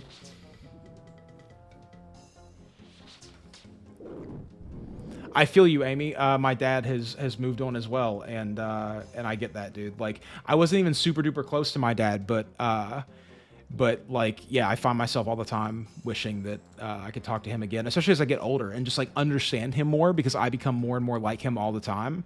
Like, I really feel like I missed out on understanding him and what he did. You know what I mean? And just like what his life was like and all those things. Oh, shit. Come on. Get out of here, dude. Are we running? We're not even running. Get out of here. Get out of here. There we go. I'm becoming much more efficient at killing these. I hope that I get a decent drop from this. Like, some nature runes and a item that I can alch would be absolutely massive.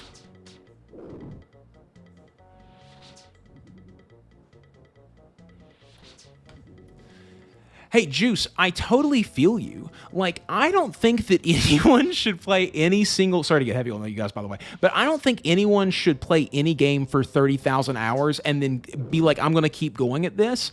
I think it does something to your brain. And But I just think it's weird that people are like attacking, because like I've only put like 150 hours into World of Warcraft. I always wanted to play it as a kid. I never got that opportunity.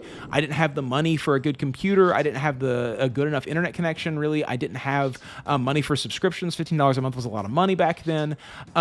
And now, like as an adult, I'm just happy to get that experience. I don't play it like all the time, but it's for me. It's like new content came out. Do I have 10 days to run through this new content and play it? If I do, then I'll play it. Dude, I know. Rune Battle Axe is like all I want so bad.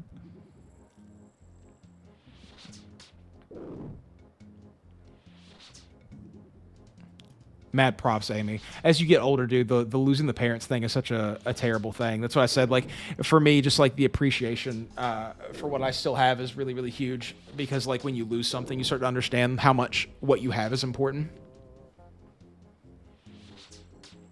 Congrats, dude. Congrats on retiring from World of Warcraft. I wish that I could have done what you did, honestly. Like, I wish that I had the same memories about World of Warcraft that I have about RuneScape. I wish I had, like, that kind of deep knowledge about the game. My perspective on World of Warcraft is definitely from a new player perspective. But you know, it looks like it was a lot of fun to be doing that back then. I've never been the person who could get into a guild and play for, you know, I'm here at this time every single week. We play for 5 hours at a time. Like, I've never, that's not true. In Mabinogi, I had friends that were that good. But besides that game, like, I've never been able to make friends that close.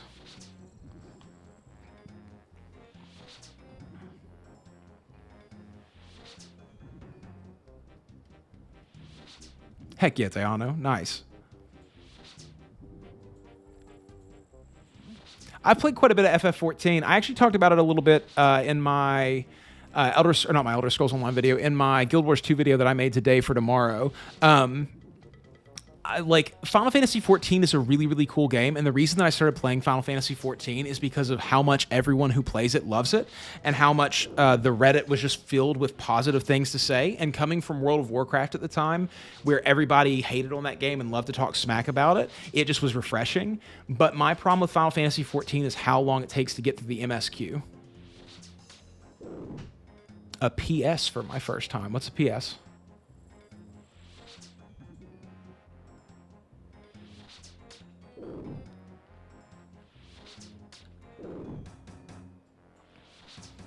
I played SOD when it first came out as well. I was super into World of Warcraft when it came out, and obviously, like, all the content being created around it really brought me in. I played a hunter at first, but it just wasn't for me at the end of the day. Private server. Oh yeah, dude. Anytime I see someone tell me that they're leaving X game to go to private servers, I always think to myself, like, I feel like I know something about you. Not like, I've played some private servers. I don't have anything against them. But whenever people are like, this game is terrible, I'm going to go play private servers, I always think, like, I don't think that you understand what a server controlled by 1 or 2 people is going to be like.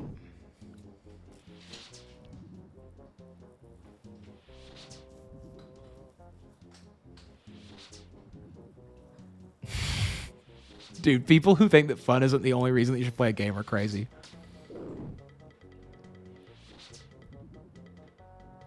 Oh, yeah? So are private servers still a thing for a while? I thought that, like, Blizzard went and shut down basically all of them. Thanks, Jake. I appreciate that so much. That's super nice of you, dude. I hope you're going ham, dude. I really do. I've already done all of the free-to-play quests except for Dragon Slayer 1, and I have to beat Dragon Slayer 1 to be able to get members. So that's why I'm not doing quests currently. Boom, level 16 prayer. So we're just grinding our way up until we can do Dragon Slayer, which is going to take a little bit. Combat level 27. We're out here cranking, dude. I think 45 is probably what I was. 40, 45 is probably what I was when I did Dragon Slayer on my first character. Run back. Oh, we got to move out here so that he'll come in.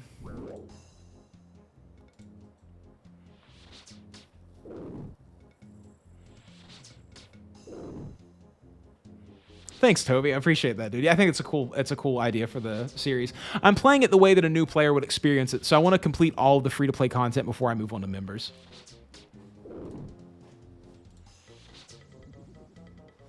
They don't have exclusive control of the code anymore? Bro, things are changing so quickly. How do you guys get all this information? Like, what are you guys watching? I did play Mopar Escape back in the day. That was a whole different thing, bro. Oh, I remember logging into those weird starter worlds where it was like, or the starter area. Like, I remember all that, dude. All the different training spots they had set up and how you could teleport directly to the Slayer Tower. I remember all of that. That was cool.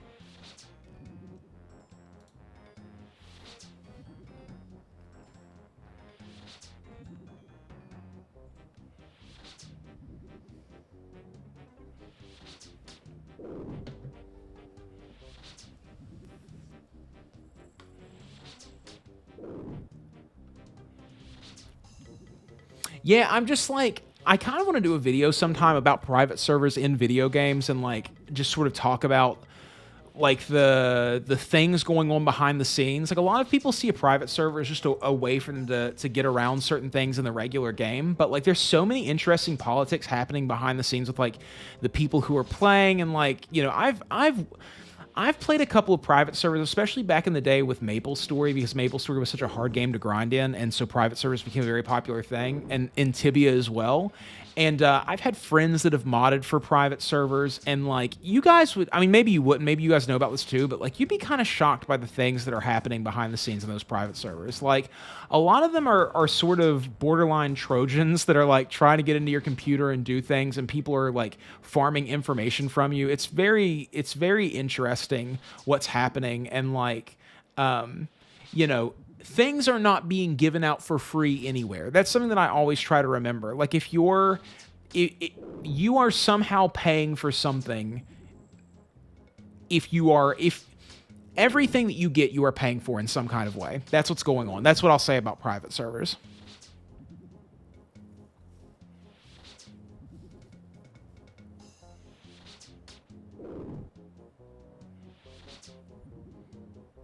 No, totally not, Amy. That's definitely true too. I wish that Ragnarok was still around. I also wish that Fly for Fun was still around. That's a game that I would like to go back and play again today.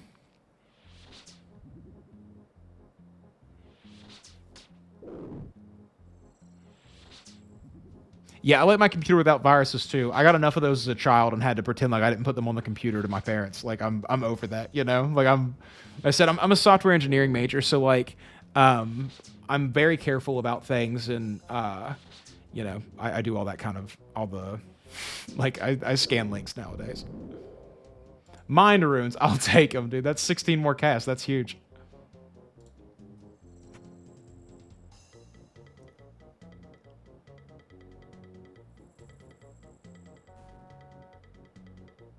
He's over there fire striking. He doesn't even know, guys.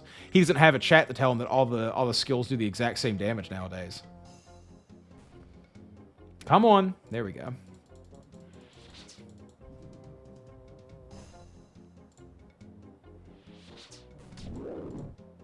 I hate that they pull you out like that. Is Ragnarok Origin, is that the mobile one? Is that it? Is it still very around? I need to do a video on Ragnarok then. Fliff is still around? Really? I know that all these have mobile versions now, but the mobile versions are not the same as what I remember the games being like when I played them when I was younger. And I don't mind if the game has changed a lot, but like I played the yo-yo class in Fliff, and that's something that I would like to relive at some point in my life if anybody is very aware of Fliff.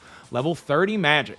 Okay, we're really close to being done with magic training, honestly. Like I said, I haven't gotten any good drops from this yet, and that's kind of a problem. But we're very close to being at our at our desired stats for magic right now. I didn't play Soldier Front. I do remember that game, but I didn't play it. I remember a lot of games from EG though.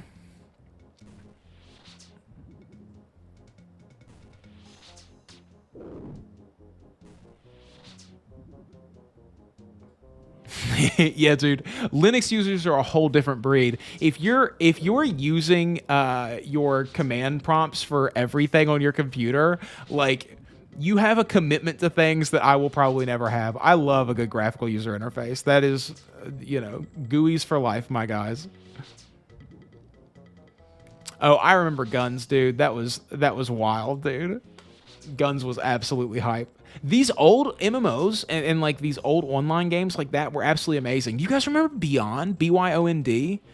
Build Your Own Net Dream? Like, did you guys ever play anime role-playing games on Beyond? Because that's a huge part of my life that I had just blocked out until this moment. I learned how to talk to strangers on Beyond, I'm pretty sure.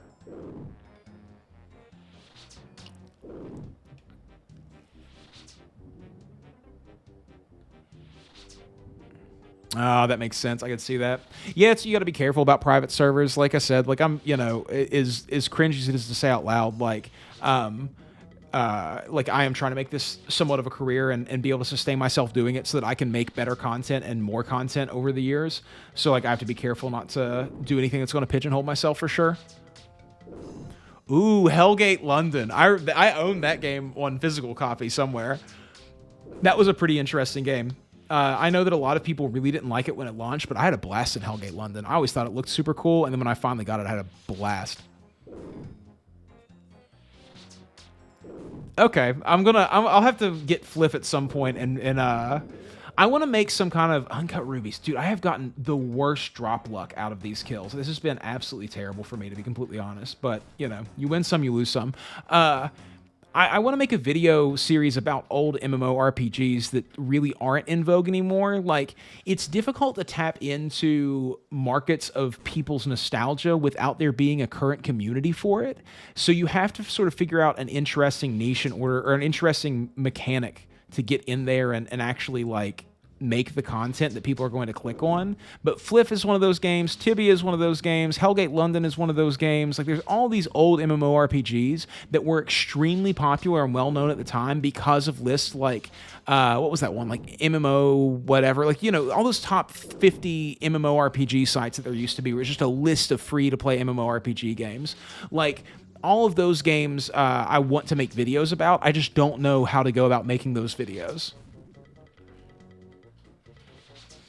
I played Yu-Gi-Oh! And Pokemon when I was a kid, and I always wanted to play Magic the Gathering, but I've never actually been able to play Magic the Gathering. Hey, Sanksum. W for Beyond, dude. Yeah, they got rid of a lot of the anime games, so they had to, like, list them underneath other names, but, like, Bleach Las Noches, or, like, Dragon Ball Finale, or, like, Naruto Final Battle, like, all those games were goated. Absolutely incredible times. They really did invent the looter shooter. Yeah, of course. Yeah. Dude, no, I don't know, you know? It is what it is. MMO Hut. A great example of it, said. Perfect World was very, very interesting, too. I'm trying to think of what are some of the... what was that one?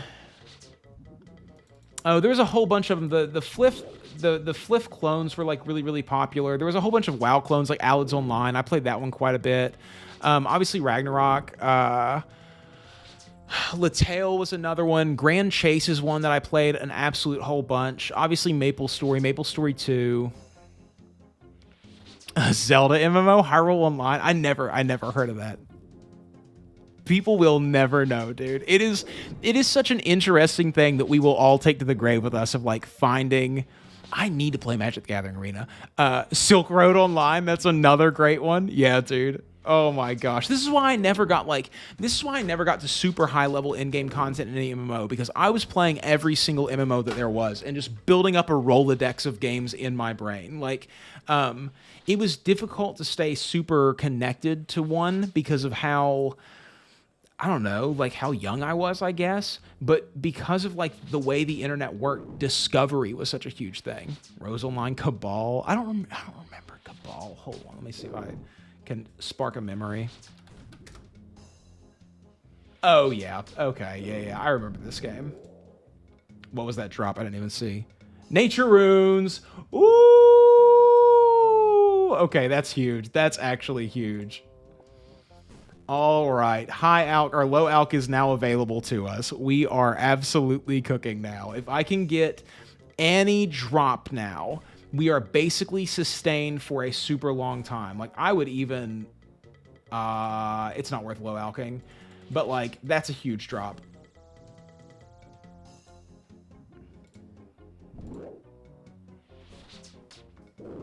Wizards 101. In the vein of Wizards 101, Toontown was also a very similar thing as well. I always thought those, like, Wizards 101, Toontown, Puzzle Pirates, like the takes, Pirates of the Caribbean Online, all of those kinds of games had these really interesting takes on what an MMO was supposed to be, and I thought they were super fun. Like, I didn't play a whole lot of them, but as someone who's playing all the MMOs, I played all those. Obviously, Adventure Quest, Dragon Fable, Adventure Quest Online, or Adventure Quest Worlds, like, all of those games. If it was available to be played without paying any money down, and it was on the internet between 2000 and 2012, I played it, basically. And my computer could run it. But, like, I mean, who played Neopets? You know what I mean? Like, Neopets was such a huge game. I never played Club Penguin. That's the change to that rule, or the exception to that rule.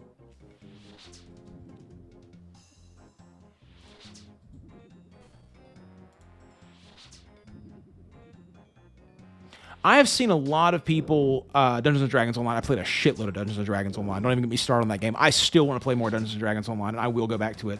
Obviously, Lord of the Rings Online, played a bunch of that too. I've seen a lot of people be into roguelikes recently. I've played, like, Dead Cells, and I've played some other roguelikes as well. I wouldn't mind getting into them more, but they kind of frustrate me. Yeah, I've played Adventure Quest 3D.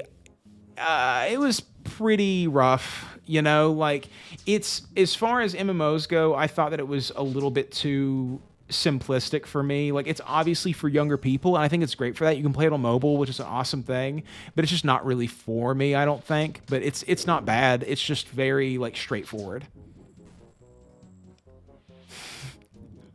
I also learned how to write some pretty basic scripts from Adventure Quest World, by the way, Douglas. Don't tell anyone I said that, guys, but, like, yeah. Neopets was fun, dude. I had a great time with Neopets. I learned about Neopets because I had a friend. Okay, this is old school, right? So we were in, like, elementary school, and this kid had transferred in, and we had become pretty quick friends. He was a cool guy. He liked the same things that I did. And he was like, yeah, I'm playing this game called Neopets Online because I want to find a game that's like the game they play in that Kim Possible episode. I don't know if you guys remember, but they had, like, an EverQuest spoof in a Kim Possible episode.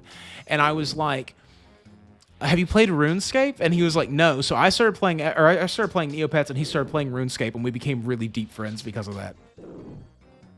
Oh, Vampire Survivors looks really good. I've played some other games like Vampire Survivors. In my head, I don't even register those as roguelikes for some reason. Like, I think they're almost their own kind of thing. What's it called? The one where you're, like, influencer K-pop artist. that game. I played that one a lot. Fiesta. I did play Fiesta, only a little bit. It didn't run on my computer well. I had to restart my computer 5 times to get it to run once. No, I haven't played Dark and Darker. It's free now, right? Like, the first little bit of it is free. It's on the list. I think it looks amazing. I think the concept of that is, like, what I've always been waiting for. I just haven't gotten around to it yet.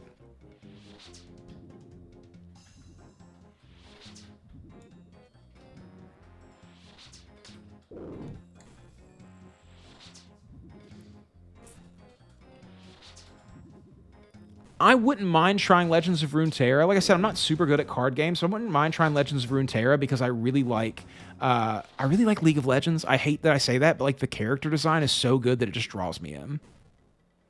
Riot Games, I think that they have some of the best character designs, dude. Dude. Neopets was such a cool thought of, like, how to do Flash games in a completely new and unique way. What an absolutely cool thing that they designed there. Oh, I love Hollow Knight. Hollow Knight to me is more like a Souls game than a roguelike, but I love Hollow Knight. Hollow Knight's super good. I haven't beaten Hollow Knight because I lost a bunch of progress. My save file got corrupted, but I beat the Mantis Lords or whatever, and so I feel like I've sort of, like, I can talk at least a little bit about it. That game rocks. Dude, that's the thing, man. Like, you know, my dad is who got me into a little bit more mine runes. I might be able to kill another one. I'll stay here and try it. I'm going to be really upset if I can't kill this one again, but now I do have some chaos runes, so I can, like, wind bolt them if I absolutely need to. Like, the older people in our lives often introduce us into the things that we love. When I was a kid, my dad got me a PlayStation 1, and he was super into, like, Spyro the Dragon and stuff like that, and those games, and Skull Monkeys, and those games stuck with me really heavily for a long time, which is, like, where my love of platformers comes from. And then my next door neighbor, who's this guy named David, who is the super awesome dude. Like, how the hell did you hit me, bro?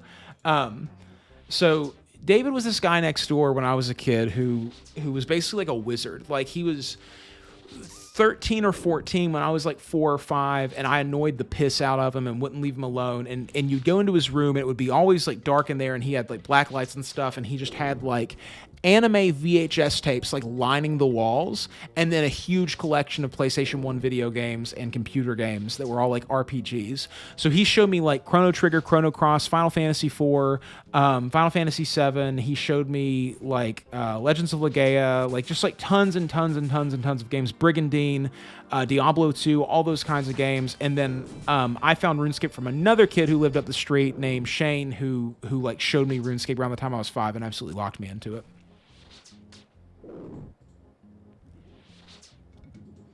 I don't know if I'm like sort of like, I'm not gonna do Josh Strife is such a, like, I'm trying not to sort of like ape anybody else's thing. A lot of people love to call me like budget Asmongold, which I think is absolutely hilarious because I don't feel like I see the connection like really at all, other than I just make reaction videos. But like I have all these ideas for things that I want to do, but like Josh Strife is at such a level that there's just no reason for me to try to do what he does. It's not really about playing, or it's not about playing obscure MMOs. I think I'm more trying to like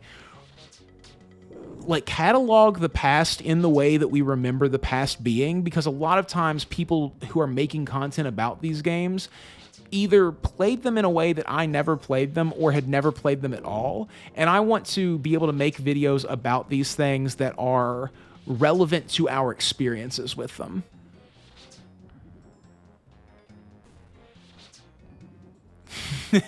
Horse. It's like Neopets but with horses. Dude, horse girls were such a thing. Dude, The Sims. So the sister of David played The Sims all the time, and that's how I discovered The Sims. I've never been any good at The Sims. I don't understand a game that doesn't have missions and quests. Dude, Legend of Legaia was so... I mean, like, I think...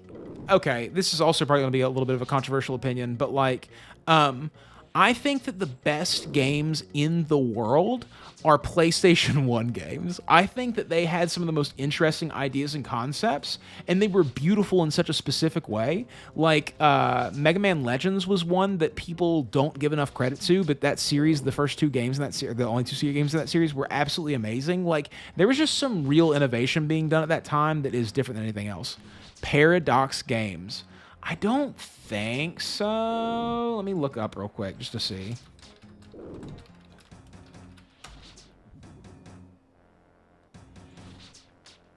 I don't think so.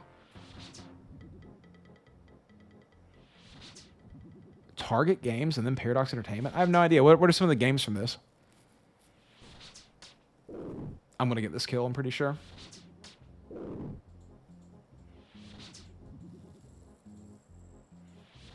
I have never played Warcraft 3, and I want to extremely badly. But the only way that I can see to really play it nowadays is the Reforged or whatever it's called, and I've heard that that's absolutely terrible and not even worth playing.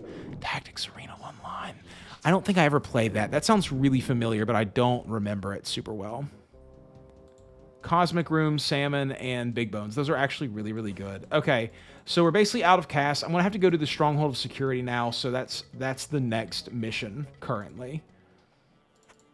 But I have plenty of food now, so I'm absolutely set up to do the Stronghold of Security. I'm getting lots and lots of runes, which is absolutely huge. I can now, like, low alch basically anything that I have, so we'll keep pushing on with all of this.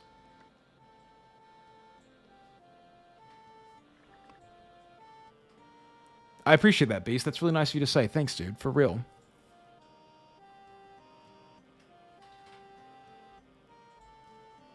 Yeah, dude, PS2 games were really, really good too. I just think that like, and some of my favorite games of all time are PS2 games, like Dark Cloud 1 and 2. I love those games. Kingdom Hearts 1 and 2. I love those games. There's lots of PS2 games that I have really fond memories of. God of War. I just feel like you said, that was the transition to modernity. And like, that's to me the marking of when we started pushing away from the super high creativity in video games.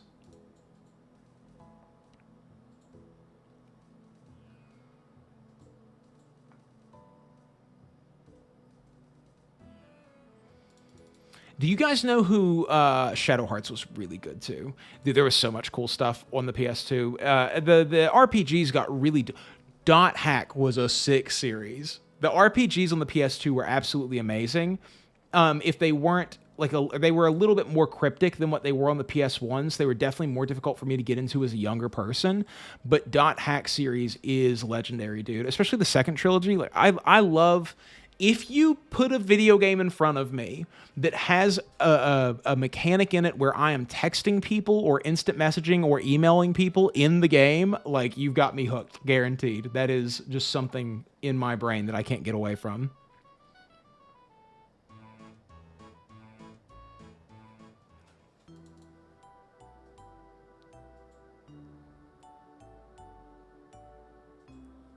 Yes, I have played the GU remasters. I own them on multiple platforms. Yeah, I love those games. Dude, the Final Fantasy X opening cinematic with the Otherworld song from was it what was the band? The one who had Du Hast. What's that band called? Wasn't that who did that one? The other world awaits you. Like that song? it was so badass, dude. I didn't play Persona until I was an adult. I love Persona, though. Silent Hill 2 is one of my favorite games of all time as well. I love Silent Hill 2. I love horror games in general. I think that horror games are like some of the best, especially old horror games. Like, Silent Hill 1 and 2 were obviously amazing. The early Resident Evil games were really, really good. The remakes of the Resident Evil games were really, really good. Like I said, dude, there's a reason those games continuously get remade for everything.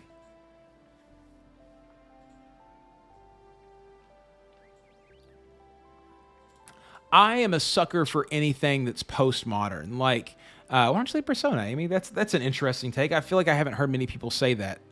The only reason that I could think of that there's probably, you probably have your own reason, but I could see if you wouldn't like the Persona games because of the fact that they're like time gated, and time gating in video games can cause a lot of stress for people. We are building up a pretty good stack of items, honestly. Like, we're getting ready for some interesting stuff to start happening. Let's get out the rest of our gear. We have plenty of food. Does anyone know if I have to have a bank pin set? Is anyone aware of if I have to have a bank pin set before I can do the Stronghold of Security? I don't have multi-factor authentication set up. I need to do that as well, probably.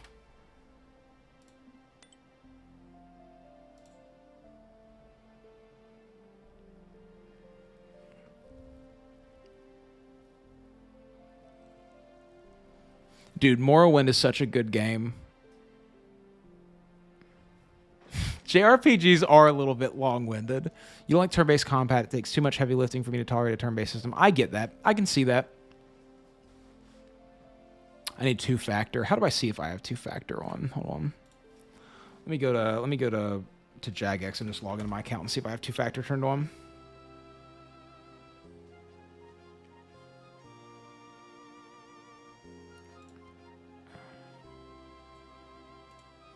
Well, I have two-factor turned on, so these are both on the same account, and I have two-factor turned on for one, so theoretically I should be good for both then, right? Hold on, let me make sure.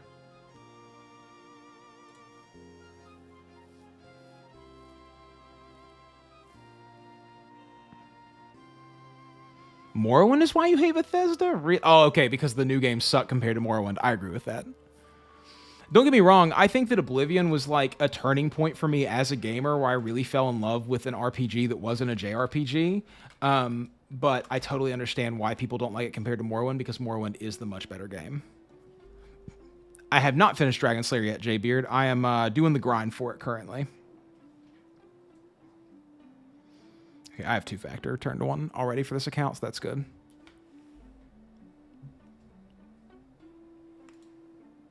Is there a cat behind me? There's a person behind me. There could be a cat out there as well. I have a dog running around and a cat, so it's very possible.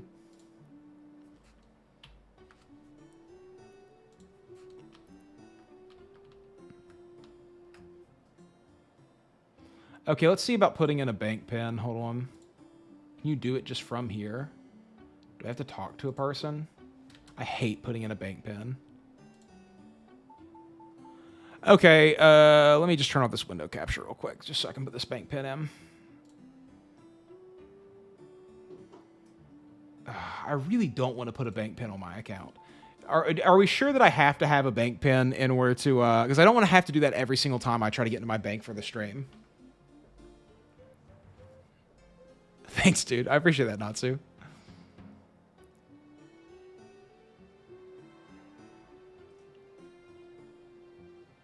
School lunch code. That's so good, Austin. Oh, I don't even know if I would remember my school lunch code at this point. I remember my when I was in college recently.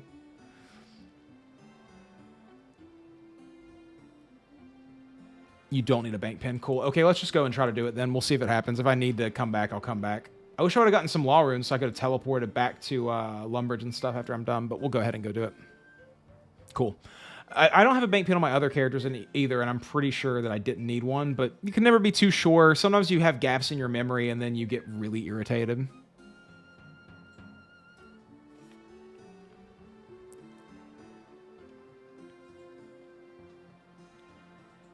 Dude, Puro is going to be so important for getting high-level gear. Come on, Beambo. Come on.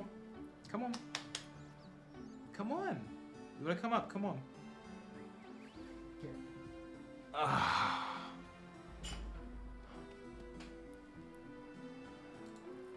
I only went to high school for like 2 years. I actually went to like I haven't grabbed a Chronicle Tele yet. I probably won't. It's too expensive. I only went to high school for like 2 years. Or 3, well, halfway through my 3rd year, I transferred out to a program called the Collaborative Program that was at like a local state college because I had gotten myself into a bad situation with an AP class that I had like forgot to do the summer reading for. So I didn't have the full like 4 years of using my lunch code like a lot of people did, but I know a lot of people, it's plugged away in their memories for absolutely ever. This is actually my dog, Bimo. The cat Carl is old and he's frail and I don't like to pick him up too much, but this is my dog, Bimo. Like from Adventure Time. She's a sweet girl, as you can see in her eyes, and her very sleepy looking eyes.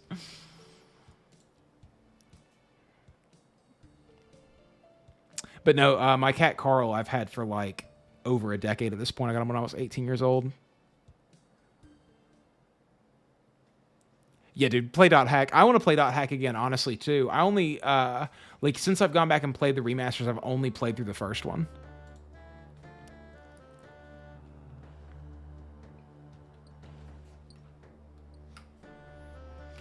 This shouldn't be very difficult, I would say. I think this will be like a really quick and easy thing for me to do. Begin your adventure. Cool, let's go. Alright, what's that? Everything is very simple. Like, I don't even need to read the questions in order to do this. You can just basically guess based off of what the answers are to get through this. It's usually a piece of cake. That's the one I want to go through. I'm always trying to optimize the fastest way through the Stronghold of Security.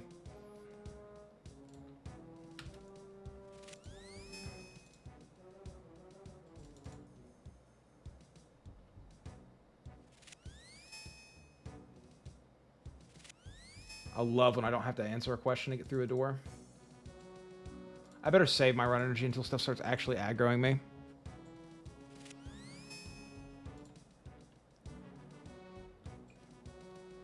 You can spam click through every third door. That's interesting.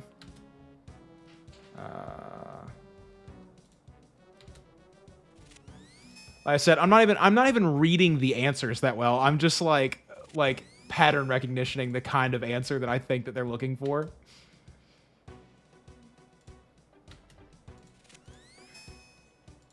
They always want you to narc. That's the truth. Dude, look at you on your 4th season. That's huge, bro. Congrats, Douglas. Good for you, man. Yeah, I have a lot of friends who quit school really early. I actually like knew a guy growing up who had been in the 6th grade for like, I mean, he was like 16 or 17 when he finally quit the 6th grade, which is, you know, like nuts to think about, but it's a real situation for a lot of people. Shoot, wrong button. Hey, I got through anyways.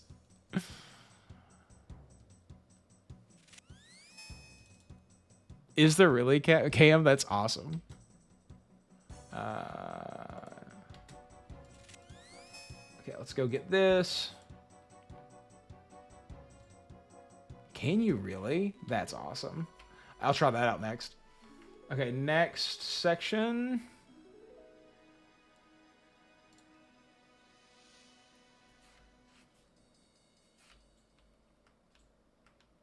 Heck yeah, Luke. Good job, man. Listen, I'm all about self-improvement. I mean, I was basically a mess until just a few years ago. I mean, like, it's been a long building, but like, where I come from and everything, it's just not, like, I didn't have a lot of the opportunities that I think a lot of people assume that you have whenever you're a young person. And, you know, I always think it's funny, like, hearing rich people or people who were born rich in a really, really good environment sort of talk about their childhood and just being so surprised by, like, what my life was like. But, like, you know, it's all I ever known, so it's not like I think it's weird or strange. It's just that I've seen the differences between me and other people because of where I came from. The battle boots. The fancy boots are ugly as hell, and I can't stand them. They have the same stats anyways.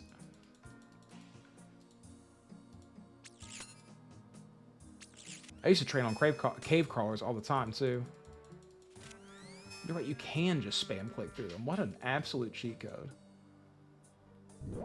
We just gotta make sure we don't take too much damage here. No big deal. Don't die is like the #1 goal of RuneScape.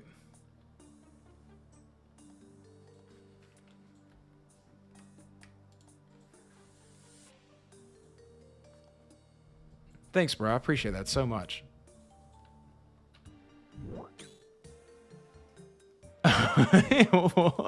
I'm glad, Amy. Thank you for sticking around, even though Jimmy has a new video out. I love Jimmy's videos, dude. He is like, he is super interesting and funny, and like he just kind of came out of nowhere, honestly. Like, I'm always interested in the video or the content creators who have extremely good editing skills and are just really amazing at putting together videos in general. Like, I don't know where someone gets those skills from. I've been trying to learn to get better at editing videos forever, and I just, like, you know, I'm mediocre, like maybe even below mediocre at editing videos.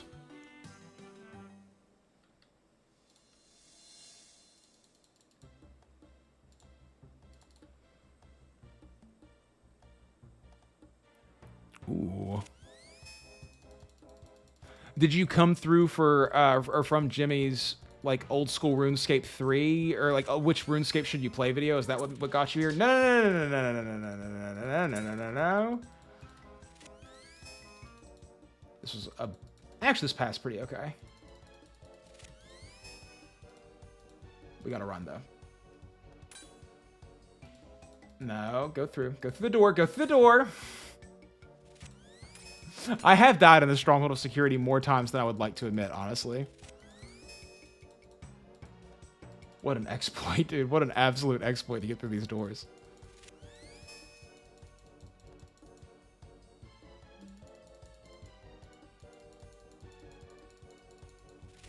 That's so cool. I would have never found that on my own. Dude, they cast Weaken on you? That's crazy. Since when? One more after this. I think this is all the gold right here, right? Now the next one is for boots. Thanks, Marty. I appreciate that. It's very nice of you. I try to have like a good outlook on things. You know what I mean? Like, I think that a lot of people tend to skew kind of negative in today's day and age, but like, you know, life's too short for all that. The world is really largely what you make it in like a weird kind of way. I mean, obviously, there's, like, exceptions to that. Can we please just go through the portals, dude? Stop attacking enemies. There's obviously exceptions to all of that, but in general, I find that, like, your happiness comes from within, not from your external factors. I've met homeless people who are extremely happy and, like, are the kindest people that you'll ever meet. Oh, yeah. Once I beat Dragon Slayer, I'll be getting members.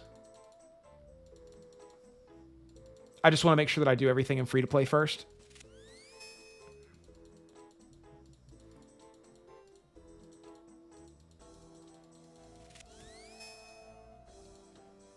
Let me see what you said all the way, Amy.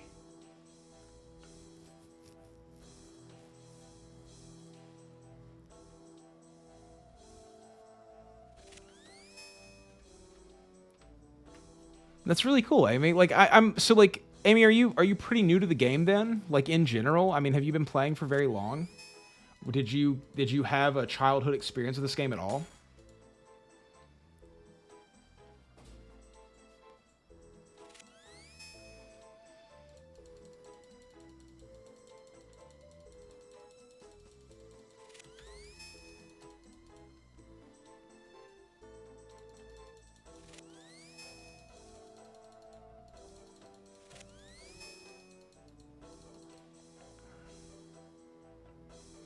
Okay, here we go. I want the fighting boots. Cool. So we got those. Okay, so now let's head back to Port Sarim. Let's spend this cash stack on more mind runes, and let's get back to training. I'll probably try to save a tiny bit of it. Like I said, man, if I don't get a good drop from them, like I'm just gonna have to start training range on them as well. Like there's nothing else really for me to do besides just kill them for money, because I need to train my different combat stats anyway, so it just makes sense.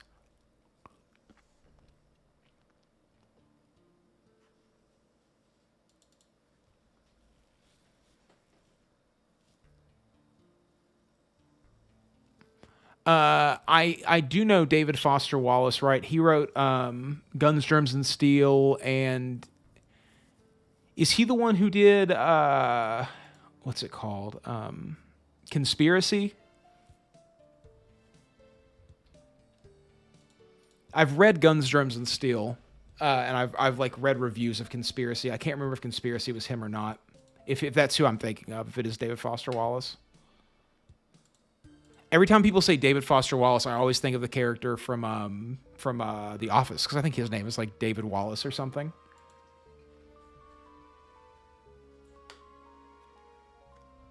Thanks, dude. Thanks, Beast. I appreciate that. Nah, I'm not going to buy the map piece for 10k. I'm getting law runes, baby. We're getting law runes out here, and I'm going to kill them, and I'm going to take it from them. I do need 2k for the boat, though, but I plan on getting enough gold for that to not be a problem. Yeah, WASD does not move in these games. That's definitely a shock for a lot of people.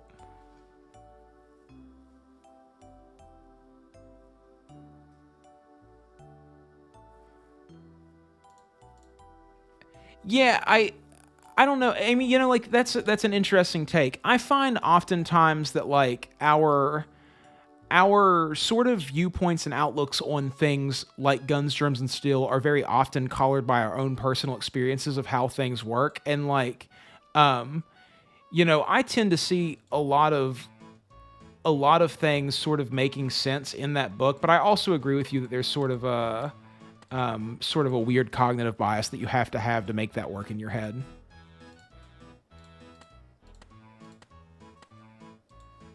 Just wasting money on this, by the way. Like, I probably shouldn't even buy all these mine runes, but like, whatever.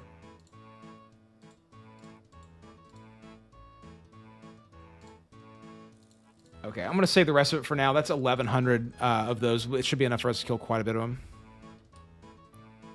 I was originally a history major in college. I was really into history for a long time too.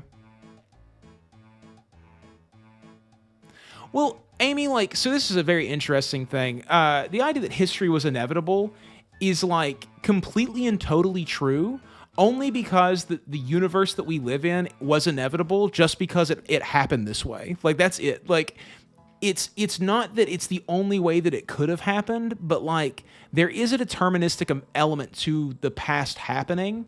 Like, it couldn't have happened any other way because it didn't happen any other way. And that like comes down to, you know, the theories about like butterfly effect and all of that. But I have this weird sort of bouncing back and forth of like, I sort of feel like we live in a deterministic universe. Like, I sort of feel like we're just really complicated sets of dice that are being rolled over and over and over again. But also, there's like moments in my life where I feel very not that way. It depends really about my own personal mood and what's happening in my life at the time. But like, determinism is a strange concept.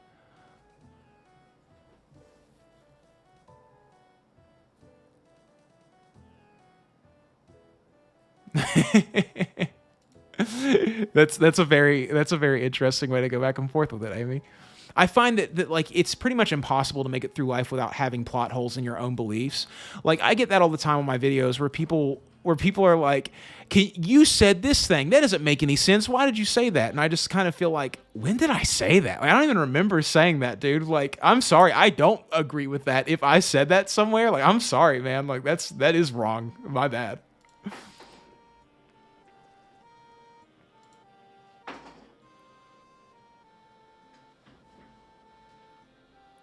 Yeah, it was very difficult for me to be in school because teachers really didn't like me. I had a hard time paying attention. I think I'm undiagnosed ADHD. If I had to make a guess, the inside of my brain is like a whirlwind, and it's really hard for me to pay attention to anything for any amount of time. I have a whole bunch of tricks. I live off of stimulants like caffeine and nicotine, and teachers really obviously didn't like dealing with that kid in their class, and I would get in trouble a lot, and people, would like, view me as being less than intelligent for those reasons. And, but like, then my parents are always like, why are you having such a hard, like, you're so smart, like, blah, blah, blah. But like, I never really had to study for anything. It was an odd experience. I don't know. Hey, Foolish, nice to see you. Oh, people take themselves way too seriously, dude. Like, you know, listen, I'm glad I'm me and everything, but like I'm a goofball, dude. Truly, like I'm just some silly doofus, like honestly.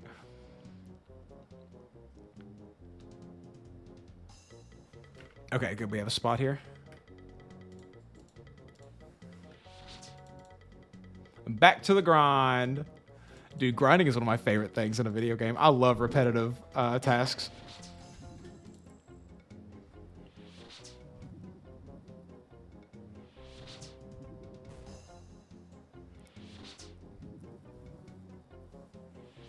Almost members. I just had to get through Dragon Slayer. So I'm just training up my magic so that I can telegrab the piece. I'm also trying to get some money for better gear. And then I'm going to start Dragon Slayer.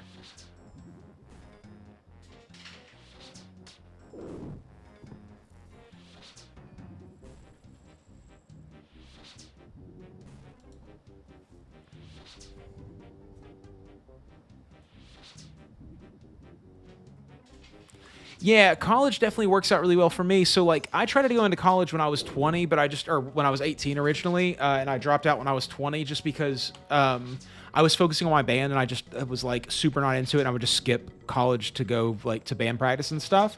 But as an adult, I got really interested in the idea of taking on a challenge that would be really difficult for me. So with basically no real experience in the tech world, I decided to start a software engineering program, and I had to get like an IT certificate in order to do that. And it's clicked a lot more. Like it's difficult, it's challenging, it's really hard for me to pay attention to really dry manuals and things. Like currently I'm in an algorithms and data structures class, and it is extremely dry and really complicated, and there's a whole bunch of things like merge sort algorithms and like different kinds of sorting algorithms, and there's all these weird questions about things, and it's very difficult, but it's much easier than high school was for me. High school was such a pain in the butt. Like I said, teachers did not like me. They did not understand. And it was so strange because like I have such good relationships with adults. Like I'd always connected really well with the adults around me, but like teachers just really did not like me for some reason. Like always I was clashing with them except for just a couple. Dude, look at you, Austin, getting another 99. I will one day get some 99s. I promise, guys. I have a 93 right now. I just need to go back into it. Thanks, Wayne. Listen, man. I mean, like,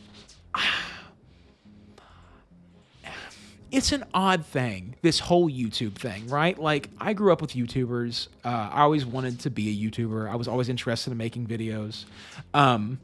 But like, I don't want to. I don't want to do things to you guys that are bad for you guys. I don't want to take advantage of you. I don't want to, like, I used to make the joke all the time that, like, I could be a millionaire if I had no conscience. Like, I think about things all the time that would do really well but are, like, net negatives for the universe. And I just don't want to do that. I couldn't live with myself. So, like, I don't know, man. I really enjoy connecting with you guys and streaming, and, like, you know, it gets difficult because there's a lot of people sometimes and things, and it's hard for me to sort of get, you know, and understand what you guys are, you know, about, and understand like our relationship and stuff. But I love the experience. I really do. And so thank you for saying that. That's really nice of you. Good job, Marty. I was 280 pounds like 6 years ago, so I feel you, dude. I'm 190 right now, and I'm lifting hard, baby. I hit a new PR on bench. I can now bench. Let's see, 135 plus 10 plus 2 5, or 135 plus 20 plus 2 5s, which is 165. So I can now bench 165 for 4 reps, and that's like huge for me. No, this isn't my main diesel. This is so I'm playing RuneScape the way a beginner would play RuneScape, or like the beginner experience. So I'm going through all the free-to-play quests before I can unlock members. I'm not using any guides or anything. I'm not an Iron Man, but I'm not trading with anyone. I'm getting everything myself and all of that. So.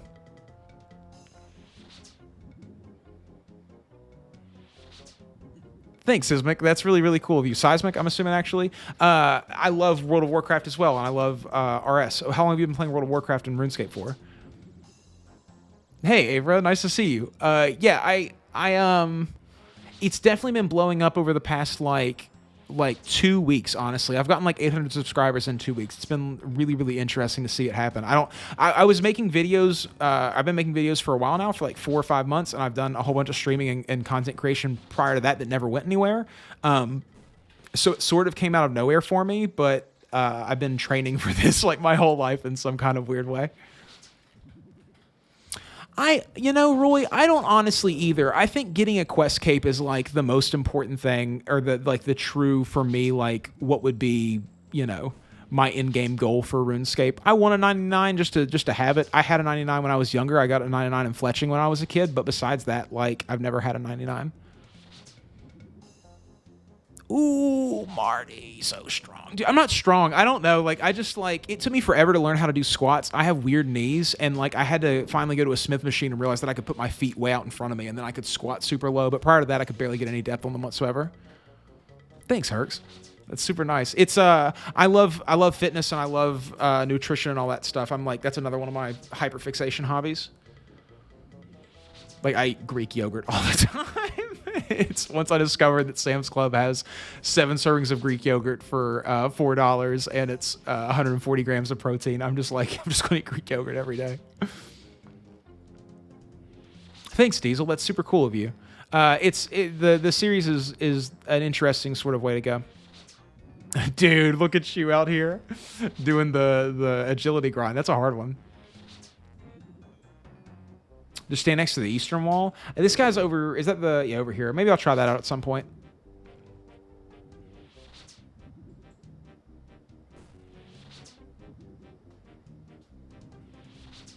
That video, Luke, that video did really good for some reason. It's just like legitimately, at that point, I was just sort of reacting to whatever I could find, just seeing what would pop. And because I had gotten some videos that had like 2,000 views, and like I had one RuneScape video that did like 10,000, but it didn't really push me to start making RuneScape content. And a lot of people were sort of asking for the RuneScape content from me. But at that point, I was just still like, I don't know about doing that yet. Like, let me keep doing this for a while. And then I made that video and it popped, and I just felt a gut feeling that I should do it. Ooh, dude. Blowing your shoulder out sounds terrible. That's why I try to train extremely slowly. Like, obviously I'm a natural guy, so like, you know, I try to train very slowly to try to avoid that. Congrats, Juicy, or Juice, on the 99. That's awesome. Thieving 99 is a huge one.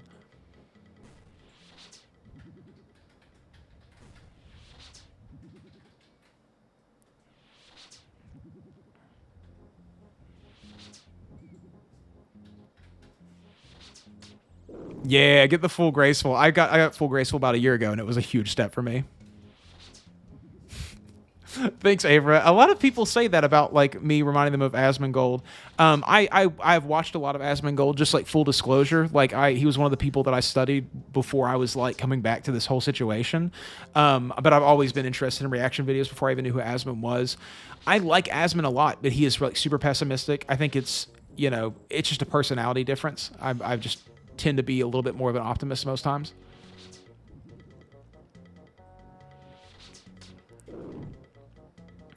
Beast, I feel you. I had a similar thing. I'm like a year and a half free from marijuana at this point. For some people, it's not a problem, but for me, it was a huge problem.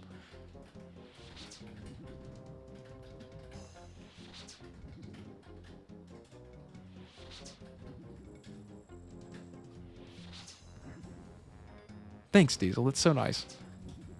No, it's not an Iron Man, but I'm basically playing it like an Iron Man. I just didn't make an Iron Man at first. I don't know why I didn't. I should have. I'm playing it just like an Iron. I haven't traded or anything. I'm not using anything that anyone's given me. Like, I'm playing it.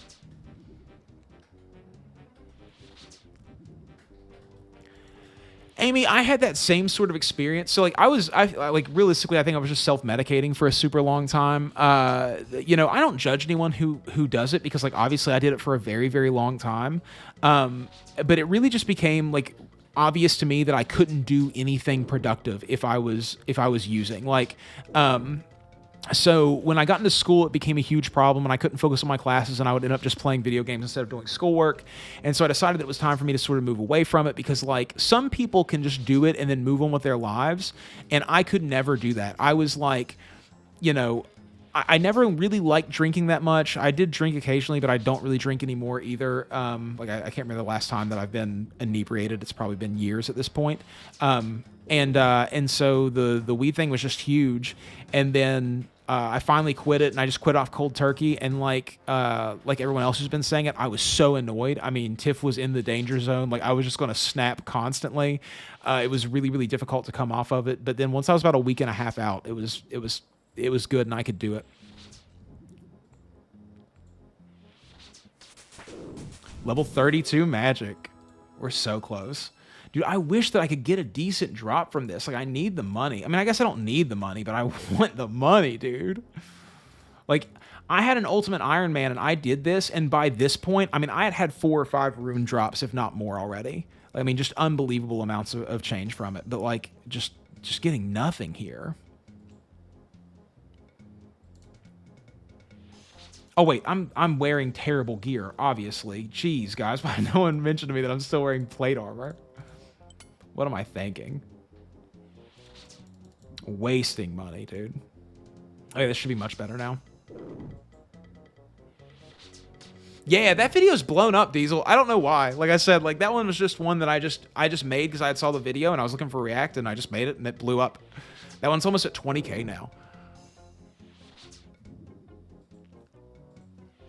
Yeah, that's the way I ended up feeling, Marty. Like, I realized I had a whole bunch of problems that I was sort of covering up, and let's say, and this isn't the case for everybody. Like, I have plenty of friends who are really successful and still do it, and it's like not a problem for them.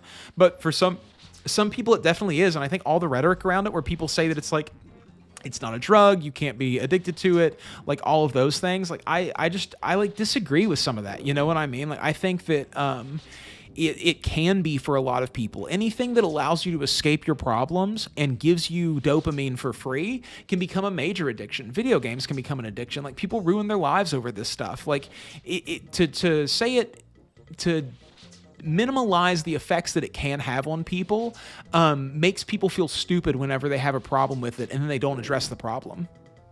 But like Amy, you know, Amy says it doesn't do anything to her, and like, and I tend to agree with that. You know, like that's the way that I would, like you know, fair enough, dude. I have friends who say the same thing, and I believe them.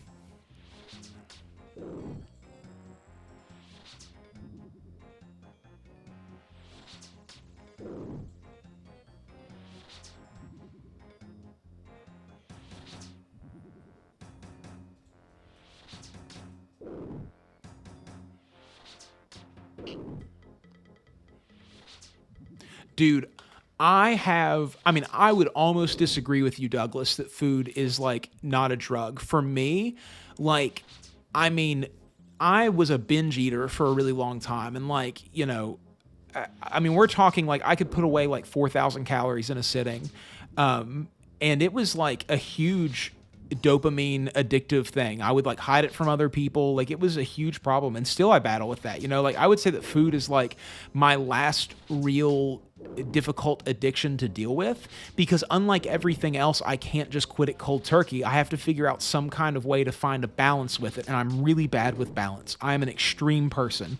I will either play a ton of something and be really all in, or I'll quit it and not touch it whatsoever. Like, you know, the YouTube thing. About a month ago, I took like a 3-week break from it because I just needed a break, and like, you know, Tiff was like, "Oh, why don't you just do it a couple days a week?" And I couldn't. Like, once I fell out of it, I just couldn't do it a couple days of a week. I have to be like every single day uploading. It's a part of my life, or else I'm not, you know, able to keep it up.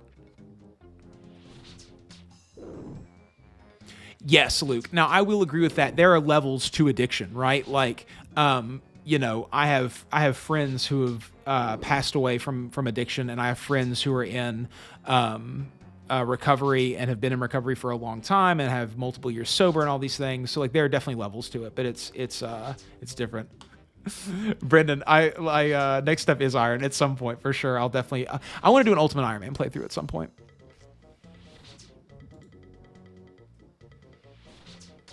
At least the efficiency of killing these enemies has gotten much better. I wish I would have cleared out my inventory a little bit in case I get some decent drops, but I'll just eat some food or drop something. It won't be a big deal.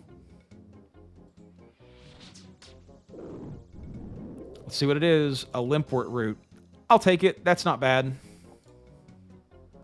I guess I'll eat one of these. What's the high alk of this? Terrible. Limpwort roots are good for strength potions, though, so that's something.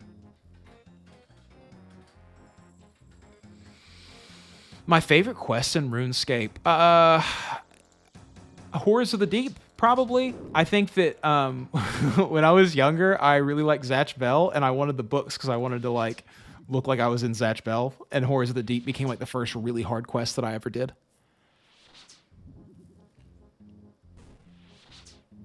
Yeah, we're I don't know if you guys have seen any of the videos, but a lot of people believe that we're like living in... Yeah, I probably do have ADHD. I haven't been to a therapist about it, but I need to. That's definitely something like I don't know if I should be medicated or what, but I should figure something out. What was I saying?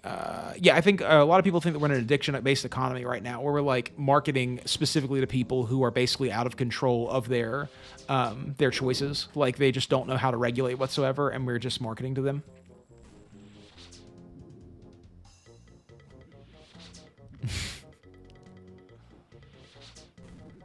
Good for you, Amy. Yeah, the cigarettes were a hard one for me to quit for sure. I smoked for a very long time, and it took forever. I worked in a restaurant, and like it was brutal to not be smoking there.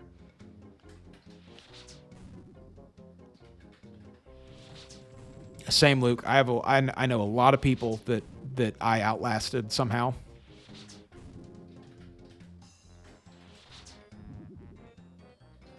Lord of Vampirium. Why am I not maxed yet? Too hard, dude. Too hard. Desert Treasure is still a pretty hard quest. Like, even the pre-quests to get there are, like, decently difficult. Yeah, I know. That's sort of one of the reasons that I haven't got anything for the ADHD yet, is because I just kind of worry about what it'll actually do to me. But, like, you can ask a lot of people in my life, they all claim that I need it.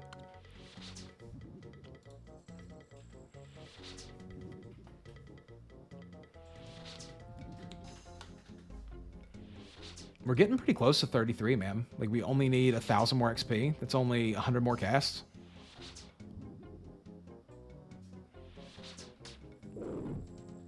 Lord of Vampirium. Which one's Lord of Vampirium? I don't even know. Like, there's so many RuneScape 3 quests that I've just completely lost count of them.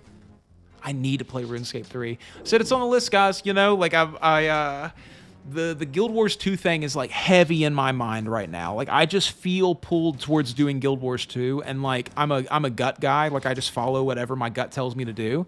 That's why I started making content for RuneScape heavily. That's why I'm here doing this right now, is because it just feels like what I should be doing. So Guild Wars 2 feels like I need to like work it in. So the plan long term, let me just share this with you guys. We're all here on the stream right now. Not a lot of people are going to see this except for the ones who are here. you have to be really careful when you're on YouTube to not get caught up in just being a single streamer. Like if you only do one game, you're going to have a very hard time having longevity, because eventually you're going to hit bedrock for that game. People are going to get tired of watching you play that game. You're going to run out of stuff to do unless you're extremely, extremely creative in that field. There's very few people who make content solely for one game and they're successful for a long time. So YouTube basically only wants to show your videos to the people who they know are your community. And if your community is solely RuneScape people, then you'll have a really difficult time branching out. So what you have to do is you have to start making videos for other games and just letting them get panned. And then eventually YouTube will go, oh, this guy doesn't just make this one kind of content that we thought he did. Like, we need to figure out who are the people that will like this content too. And they'll start sort of identifying these patterns that you have, and then they'll learn how to place your videos better. So I'm like, every fourth video is going to be a video from a different game. And then I'm thinking about doing double videos to see what YouTube will do with that. So like, it's just this whole process that I'm going through currently.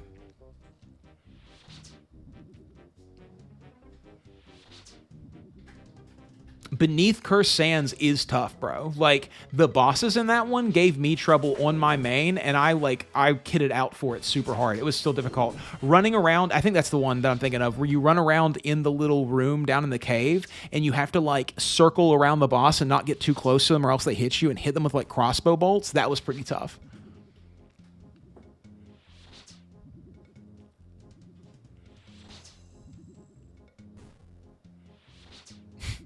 No offense taken, Frederick. Like, honestly, none. Like, it's validating, because my whole life I felt like there was something sort of going on inside of my brain, and my parents were like, they were basically like, anything other than depression isn't real. It's like the way my parents sort of treated everything when I was a kid. They're like, you're so smart. Like, how could you have ADHD? And like, getting older, I'm like, that's not what that means.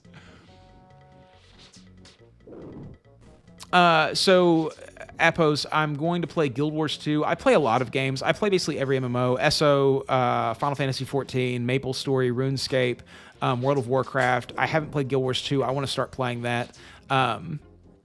You know, I want to play a whole bunch of them. There's like, I just want to, like, I want to cover these games and make content for them and sort of, you know, like, just show everybody why I like the game so much. Thank you, Vay. That's super nice of you to say. I appreciate that. Yeah, law runes, yes! Yes, dude, we did it. Okay, that's massive.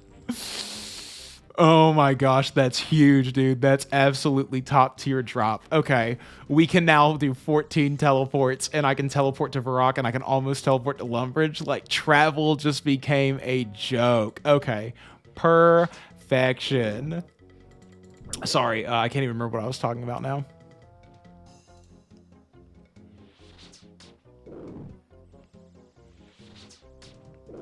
I've heard that story so much, Amy. Like, I think that neurodivergency and being on the spectrum in general is going to become like one of the most diagnosed things over the next few years. And I think like we're actually going to see that like the concept of autism is sort of prevalent in almost every human being who's alive. Most people are just like unaware of that it's going on with them.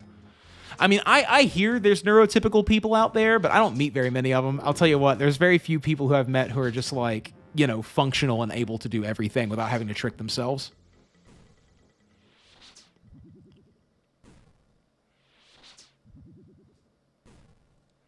Hey, Beard. Good job, dude. Nice. Hardcore Iron Man is tough, bro. I can't imagine not being able to die.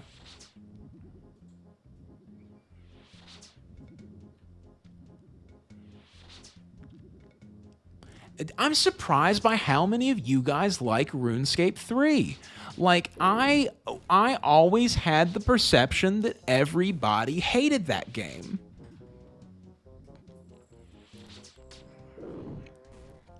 Yeah, Aaron. Congrats, dude. One of the hardest things to do as an adult. Like, everyone just does not believe you. Buying GF, indeed. I like your name, Itachi. I grew up on Naruto so hard. Like, Itachi was one of my favorite characters forever. I'm assuming Maki is Maki Zenin from Jujutsu Kaisen.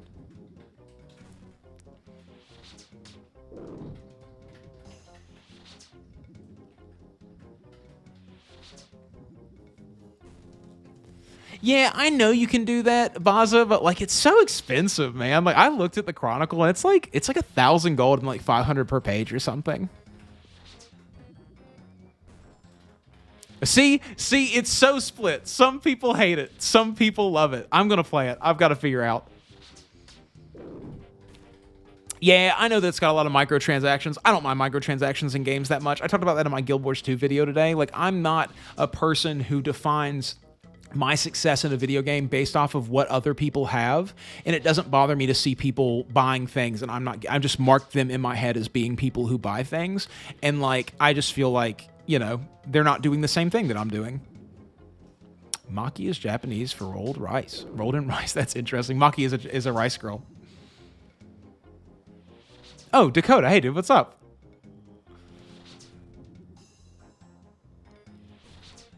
You have a max made on RuneScape 3. You said it shit. It's nice to see you, Dakota.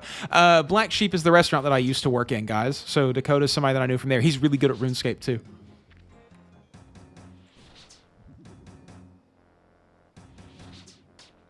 Oh, RuneScape 3 isn't tick? I didn't know that. Oh, it is still tick. Okay. We have conflicting opinions currently.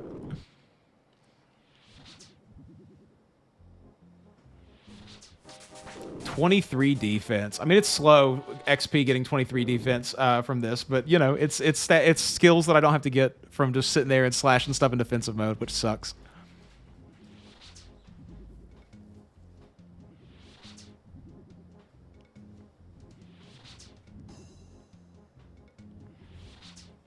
Yeah, and I think that RuneScape 3, like, Tiff likes OSRS, but it's sort of less common for her to play it. But I think she would play a lot more RuneScape 3 if we were playing that. So, like, I might get into RuneScape 3, or I'm planning on playing RuneScape 3 at some point. I need to, like I said, I need to start making some videos on it and sort of looking at some content from it and just seeing what people think and all that kind of stuff.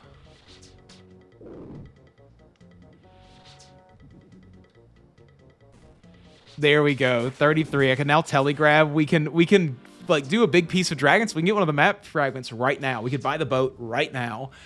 I just need to get my my combats up, and then we could do Dragon Slayer pretty easily. I would have liked to have made some money from this grind, but I didn't. So what are you gonna do? Oh, dude, everything tasted so salty when I had COVID.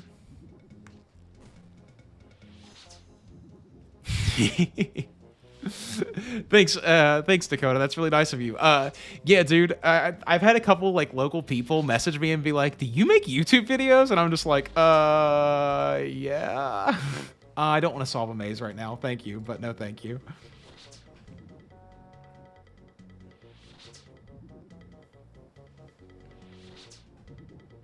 Yeah, I've heard the same thing about all of that. Like buying gold is an interesting thing in old school RuneScape because like I've met some people who are like super into spending an unbelievable amount of money on this game, but I just like it seems so well, I guess you're buying it from gold sellers, it's definitely cheaper, but like buying bonds and turning them into gold is such an inefficient way to get gold. Like it's so expensive. It's ridiculous.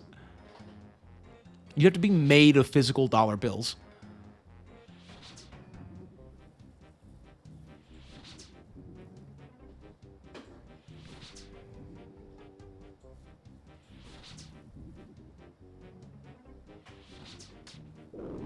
I would definitely play an Iron Man in RuneScape 3 just to see what that was like. I'm going to go ahead and just blow through all these mind runes since I'm already here, and we can just get some teleports out of it.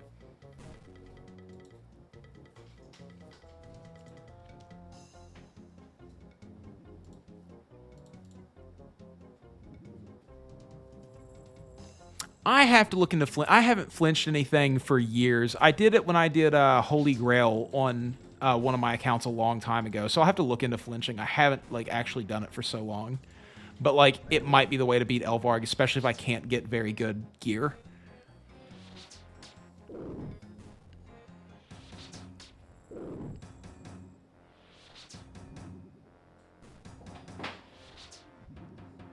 Yeah, Amy, you make a good point about it, like being about self-control. Like some people are pretty like easy to manipulate into getting them to do microtransactions in games.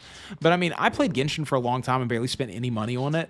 it just like didn't have that same effect on me. Like it just honestly kind of bored me after a while. And like same thing with this game. Like it's you know, I'm not an Iron Man and I'm not buying anything on the Grand Exchange or anything. It hasn't been hard for me to stay away from it. You guys are also watching, so if I would do it, you would all know.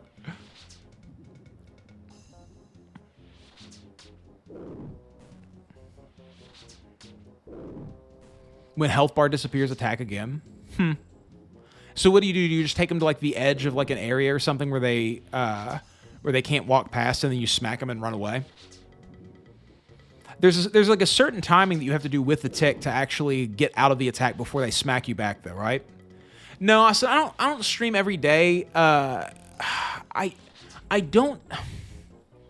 I might have to try it at some point just to see how it does for me, but I kind of stream like 2 or 3 times a week is usually. I'm not really on any specific schedule. I'm sort of like Tuesday, Thursdays, and like maybe Saturdays currently, but like I haven't committed to streaming every single day, usually just for grinds on this game. But like as I start playing more games and making more content about them, like I would probably do a Guild Wars 2 stream, but I just don't think people will really show up for it.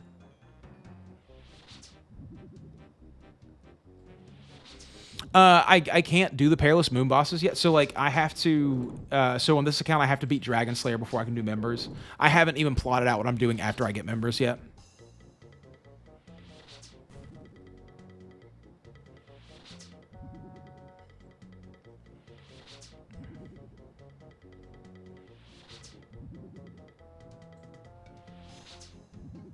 Look at us both, just same time splashing.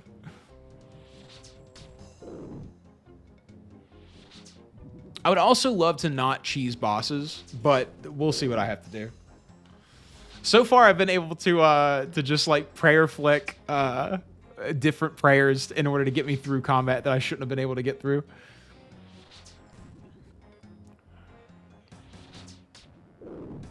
No, I'm doing DS1. No, this is like a new account. I'm doing a whole playthrough where I play the game like a beginner would. Come on. Come on, dude. Give me a piece of Rune. Just give me one. I deserve it. I deserve it. My kill count is 22. That's nothing, dude. That's absolutely nothing. I don't deserve it. But just give it to me because I want it. I have entitlement like crazy. Give me it. What is this one coin? Is this just a coin that spawns here? Yeah, there are coins that spawn around. Okay.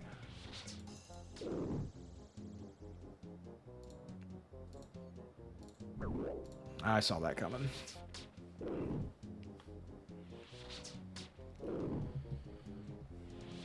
Yeah, Druidic Ritual, definitely. I want to unlock a lot of skills, so I need to get to farming at some point as well. So I'll have to do the quest to get the because I want to do the quest to get to Fairy Rings. So that'll mean doing Lost City as well. That one won't be so bad because that fight actually isn't that terrible.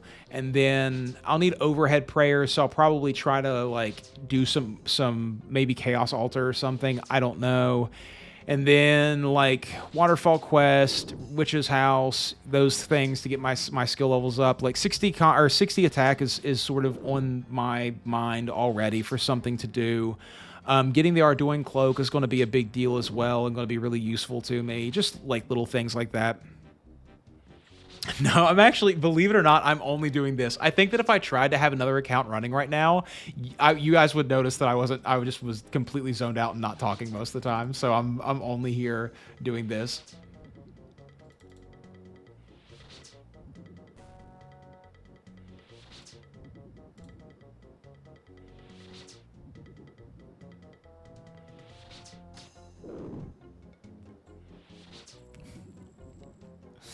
Dude, are you multi-boxing and like showing both of them on stream? That would be insane. I will come watch you sometime, dude. That'd be really cool. I'd love to do that. COD off season? Are there off seasons for Call of Duty? I didn't even know that. I have not heard Make Them Suffer. Sounds like a metal band. I have not done Temperos. I've done very little bossing, honestly.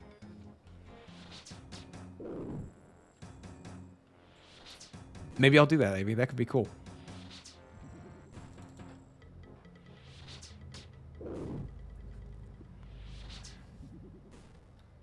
I'm probably going to blow through these runes and then be done streaming for the night. And then maybe I don't know. We'll see what happens. At some point, I'm definitely going to have to take a day and actually spend time with Tiff because I've been neglecting the hell out of her. But either tomorrow or the next day, I'll probably be back streaming again and trying to get my combat stats up, which will like take a while to do. But you know, I have to start that grind at some point as well. So Australian metalcore. I remember, what's the Australian metal band? The one that had really horrible lyrics about like the song "Whore to a Chainsaw" or whatever. That was one that I remember. Okay, Luke. So I can basically get to overheads with questing. Well, I'll probably do that then. Bro, there's definitely some interesting things that I can do with this account. Wildy Slayer is nuts, dude. I sort of want to like, I have this weird idea for where I become like a vigilante PKer, like where the people, like if people who are trying to lure people or they're like, you know, messing, like I just hang out around. Ooh, another mithril kite shield. Well, that's good. I'll low alch that. Why not? Where I just like hang out around people who are trying to PK like low level players, and then I wait like maybe at the chaos altar, and then when that artist murder, that's the one. There we go. And then I like try to kill them. You know, just that sort of thing. Help them get away. Those kinds of things. The Batman of the wilderness.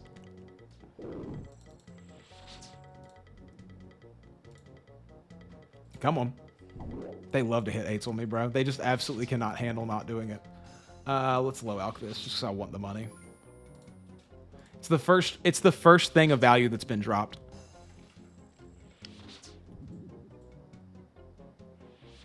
Yeah, oh yeah, 100%, dude. 100%, Amy.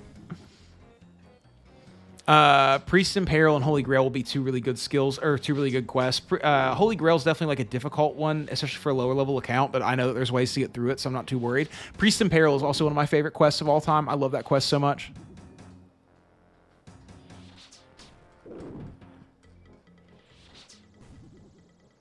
Let's see what the requirements are. Spirits of the Elid. I haven't never done this one. 37 thieving, 37 mining, 37 ranged. I'm not too far away from a lot of those things. Range is going to be a pretty easy skill to train. I'll probably do it in the same way that I'm doing magic. My mining is already 24. So it's only 13 more levels. And then thieving will be an easy one to train. Dude, was there anything better than being in was it Trailblazers League and just robbing the T-stall for insane XP? Yes, dude. Do it. Do it. I love the characters in Dot Hack so much, dude. Like I said, I have that game on PlayStation. I love it.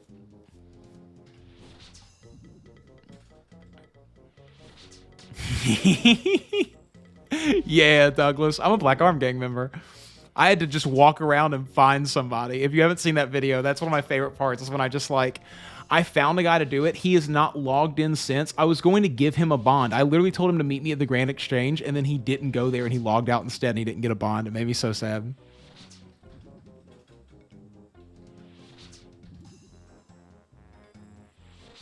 I just have a bond sitting on my main now because of that.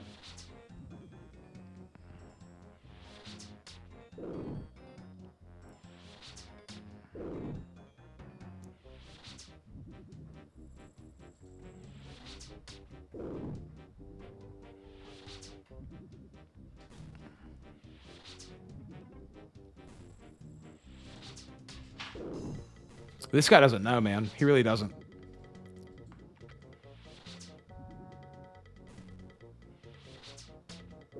$80 cook and click Tarom, or one tick click Karam bonds, dude. That's the move. That's what I did.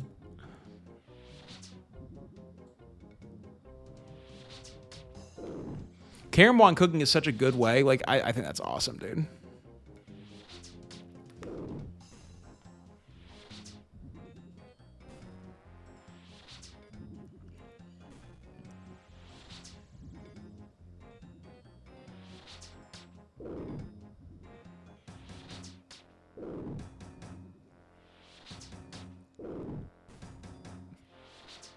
Yeah, dude, he probably became afraid of me. Like, that's the thing about a lot of RuneScape. And a lot of MMO players in general are like kind of antisocial, which is bizarre because it's, you know, a game that, oh, I'll take that coin drop. That's good too, actually. That's, you know, that's another K. That's almost another K. Like, I'll take that.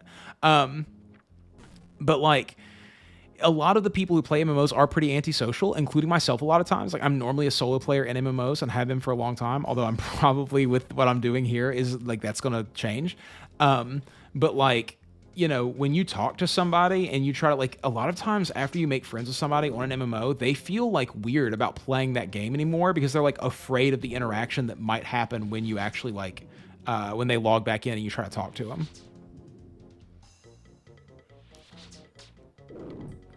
Dude, I know that there's better ways to train skills now, but I guess it's just how old I am and the way that I've always played this game. But like lobster fishing, I just remember lobster fishing at Karama like all the time, dude.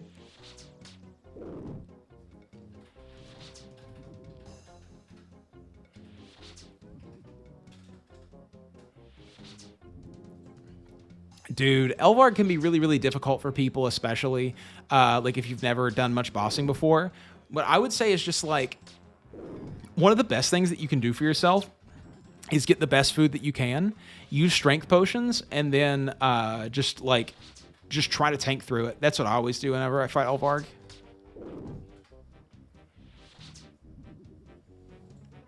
100% Douglas. Like life. I know, it's like really cringy to say that life is a video game or whatever, but life is just like an MMO. Like, and that's why I enjoy MMOs so much, because they sort of mirror the real life interactions that I have, and the way that I play in real life extends to that and all of that. So like, and I think that video games are an escape for a lot of people who are antisocial anyways. And so then you get that whole situation. My favorite thing about MMOs though, or my favorite thing about the communities of MMOs, is the like power tripping nerds, dude. The people who like are running guilds and just like using these like guilds to sort of harass people, or like, it's so bizarre, dude. It's so interesting, these I want to rule the world nerds who are just doing it all in a video game. I could write a movie about it.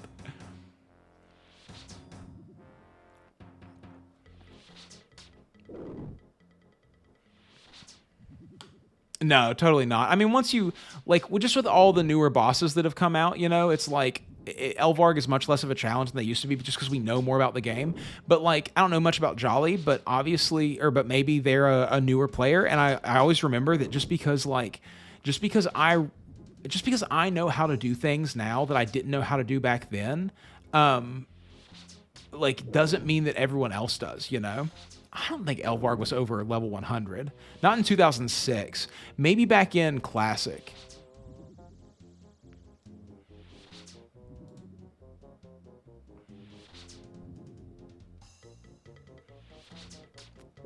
This is an interesting, like, hot take, but I kind of like mobile games. Like, there's not a lot of them that I play that much, but some mobile games are really good, especially when they're, like, interesting, when they use the interface of a phone in an interesting kind of way.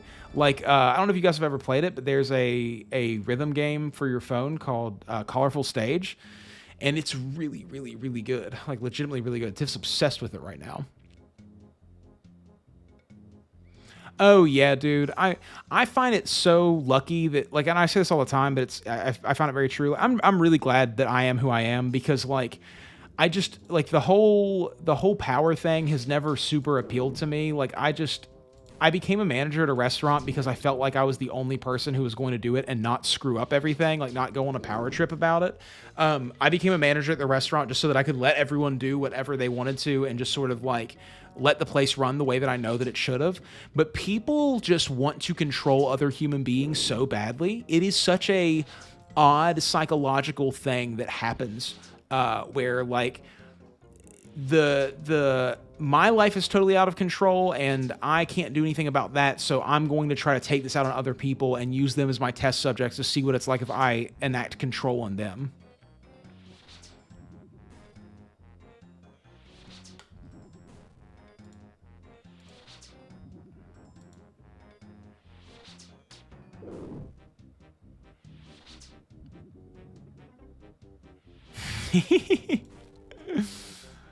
Dude, dial up on or dial up for RuneScape was such a thing, dude. I had friends. My parents, by the time we got internet, it was cable. But like, I remember going over to a friend's house and having to dial up his modem in order to play RuneScape.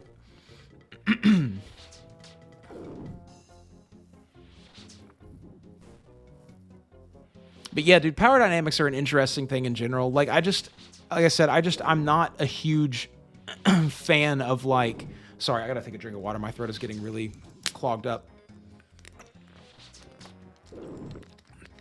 I'm not a huge fan of controlling other people in general. I think that we all have sort of a little bit of an innate response to like want to do that and skew towards that, and I fall for that a lot of times as well. But I've never seen a good situation arise out of trying to tell someone else how to live their life, because other people are a completely different thing to you. Like the building blocks that make them up are not the building blocks that make you up. And very often, like, people will ask me how to do something or all this, and I'm just like, dude, I don't know. Like, I can do it with my brain and all the things that I've learned how to do and all of that. But as far as what you need to do, like, that's your journey to go on. And there's just not a lot that I can tell you. I can give you tips about what I did, but if it doesn't click for you, it's not going to mean anything.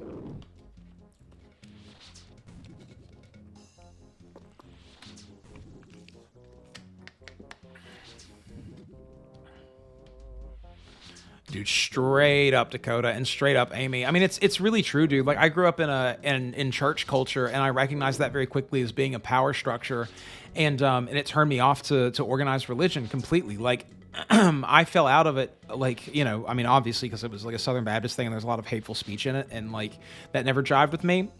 But also just because like I didn't like seeing the fact that there were like churches to me very often look like a really, really intelligent person pretending that they're not taking advantage of people, but definitely taking advantage of people who aren't thinking about it very much, who are just like really good-hearted people that are giving the benefit of a doubt to somebody who is then taking advantage of them.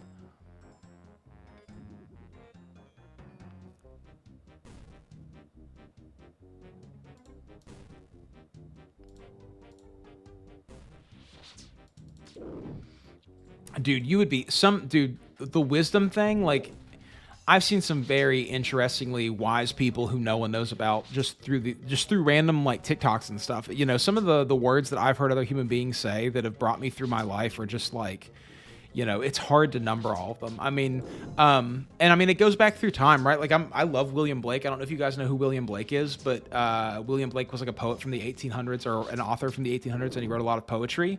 And he had these amazing like couplets. He has a book called I think it's called Between Heaven and Hell, which let me pull it up real quick. I have it in my books on my phone.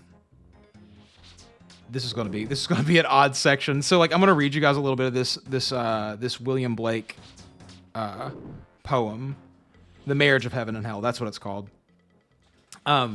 So like he just had all these incredible couplets, and this is called the Proverbs of Hell, and like he just gave a whole bunch of advice all in just stanzas over and over again, and so much of it is so bizarrely deep. If you've ever watched Hannibal, or if you've ever played Devil May Cry, there's like a ton of William Blake within those, and he says things that are like wild, like prudence is a rich, ugly old maid courted by incapacity. He who desires but acts not breeds pestilence. Like, I love that, dude. He who desires but acts not breeds pestilence. Like, the people, some of the most dangerous people that I've ever met in my life are the people who obviously want power and money, but are like lying to themselves about it, so they're not doing anything to get power or money. And then like, because of that, they're then out there like being angry and rude and mean and like crotchety to people who are doing the thing that they just wish that they would do.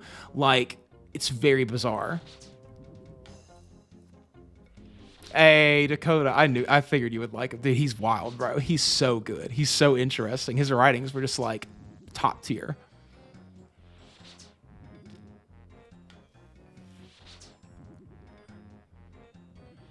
Oh, dude, the discussion of if it's better to be feared or loved is so interesting. Like, I think that they're almost like two halves of the same coin, just about how you interact with people, right? Like, I think that like, one of the ways that you get love in life is by being a person who could be dangerous to people but chooses not to be. And the way that you get fear in life is by being a person who could be dangerous to people and you choose to be. Follow Christ, not religion is a great statement. Hey, thanks, Mindset. I appreciate that. Yeah, I've been live for like a couple hours now. I think it's like, I don't know, it's going on 2 or almost 3 now.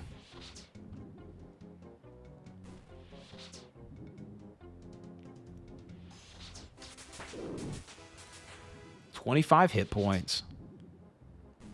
Favorite philosopher. Oh, that's a hard one. I don't know. I've learned about philosophy mostly from like secondhand accounts of things. It's been very rare that I've like read a whole philosophy book. I think like my personal life philosophy like really revolves around hard work and like caring about people. I don't agree with a lot of Jordan Peterson's ideals, but like he did have a lot of thoughts that sparked some thought inside of me, and like I think that he's sort of off in left field now at this point and like lost the plot and is focusing on things that aren't that big of a deal that he thinks are a big of it or like are a really big deal. But like as far as like actual philosophers that I've read, it's been very, very few, dude. Like I said, I read a lot more poetry than I read philosophy for sure. I've always loved poetry.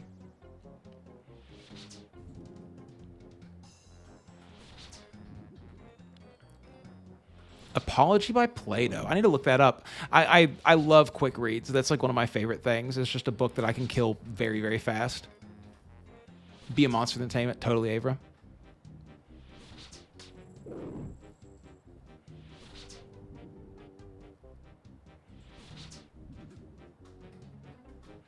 Ooh. Sin by omission.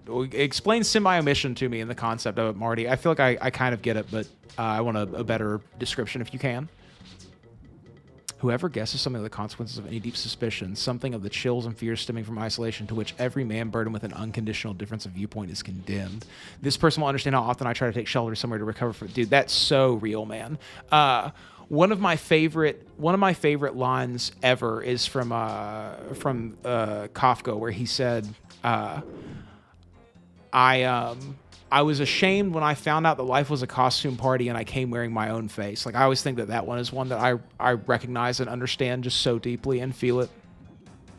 Destiny the streamer. I don't know, man. Like, I like Destiny enough. I'm not a huge, like, fan. I don't watch all of his content or anything, but I think he's fine. I think that he, like, anyone who does what he does is going to put their foot in their mouth from time to time. But as the right side, or like as the right-leaning political side becomes more and more in vogue, as it is right now, I appreciate that there's people out there that's still challenging their ideas and there's not just going along with it. So I do appreciate what he does.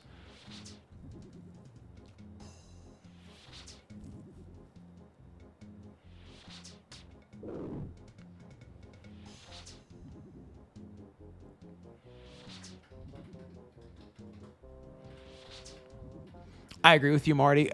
Yeah, totally. I think that you have to you have to push yourself in life. You have to learn where your boundaries are, and you have to like continue to open them up. There's a great line in that William Blake poem where he says, let me see if I can just find it real quick. But the line is basically like, you'll never know how much is enough unless you know how much is too much. And I just like believe that 100%, that you have to let people push you over your boundaries so that you can figure out where your boundaries actually are.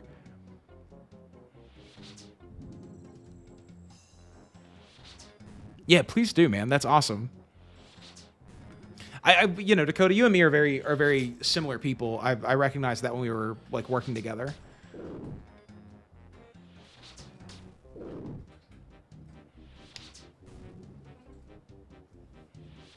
I think that like I understand what you're saying, Marty. I think that like allowing yourself, like you have to be your own person. You can't allow someone else to take over your mind. I fell victim to that a lot when I was a younger person. Like when I was in my early 20s, I was very much being taken by like, left-wing rhetoric that didn't make any sense, right? Like the idea that like everybody who is not like you is against you and they are a villain, and you can't, like you need to tell your uncle that he's a piece of shit and stuff like that. Like that's like something that really I fell victim to when I was younger, and I've like moved more towards the center of it all as time has gone on because of that. So like, I do know that you have to like set your own boundaries and be your own person, but like in general, I think it's good to let yourself be tested. Oh yeah, Truth? Explain. How is he a disingenuous weasel?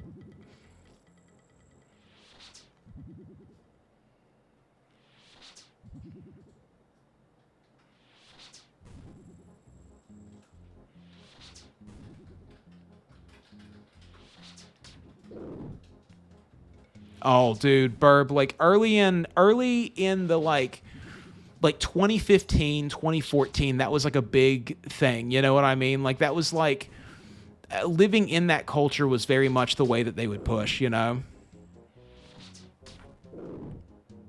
Like, you know, you need to tell your racist uncle that he's terrible and you need to never talk to him and all those kinds of things. And like it created a lot of like witch hunts in weird places, and like that's honestly what I think led to the blowback of the right-wing culture being so popular nowadays.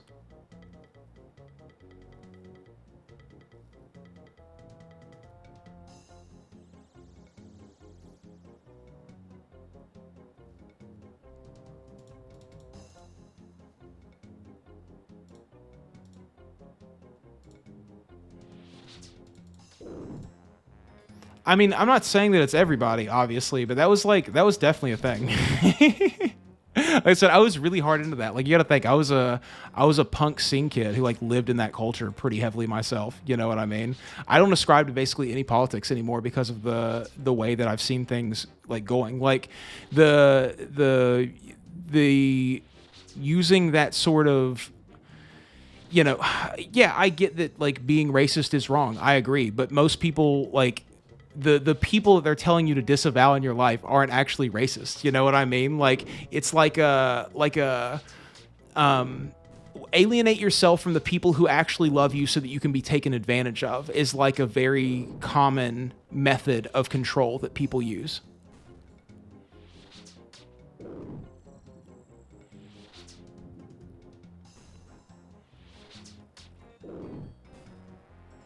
I think it is moving back to the right. I think that the right wing culture is going to be the most popular culture over the next 10 years.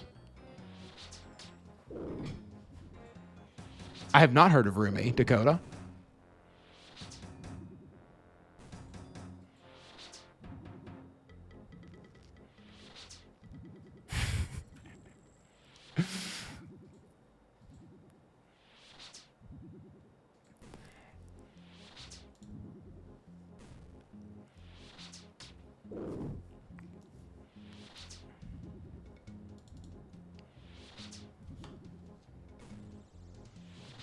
Oh, here we go, guys. We are into the deep cultural issues here.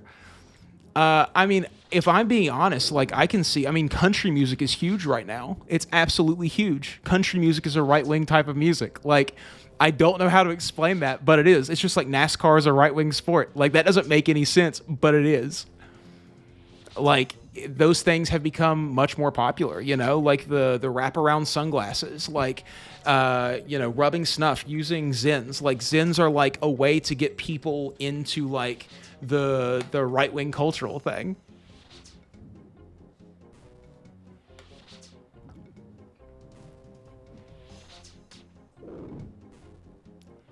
Burb, listen, I haven't seen you in the chat literally whatsoever, and then you've shown up to just like literally start like insulting me instead of trying to have a conversation.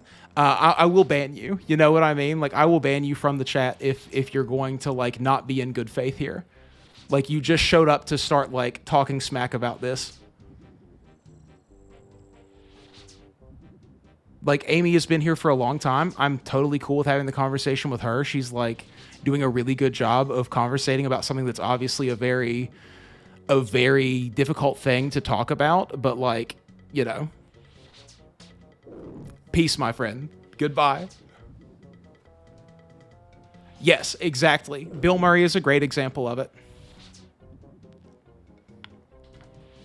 Like I said, Eileen Center, I disagree with basically like the idea of segregation of people based on their political values. I think that we are all a governed people who are being taken advantage of by a system currently, and I think that like the separation that they're creating in us is a dangerous thing.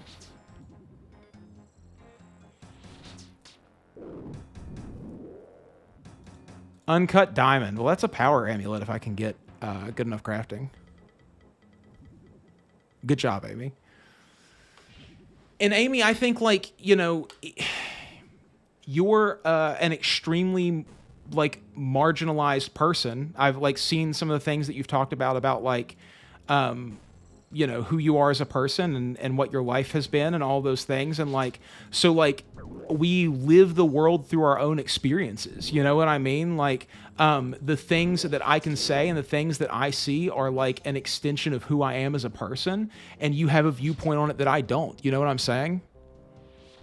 I met plenty of anti-capitalists. I've like I said, grew up in a super left-leaning punk scene.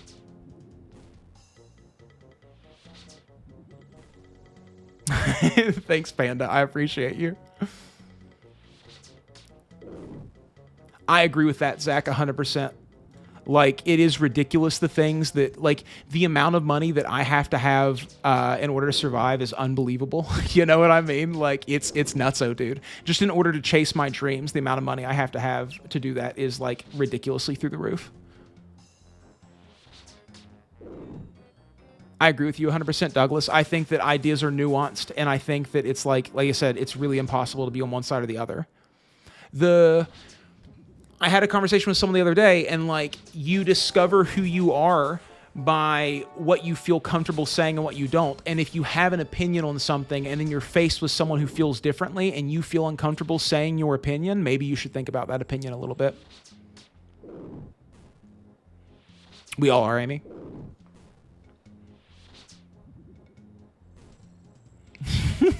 Dude, I know that life so hard.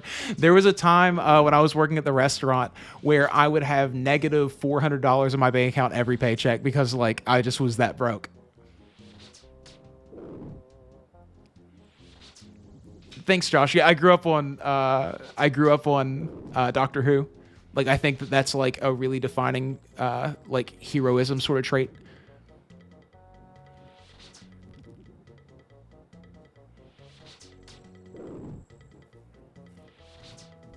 That's a good take, Dakota. I agree. It's like it's such a, like I said, it's such an easy thing to say not to be offended from a person who doesn't have a lot of things being said to them to offend them. I get hundreds of I get like 100 comments a day roughly on my YouTube videos, and a lot of people say really hurtful things.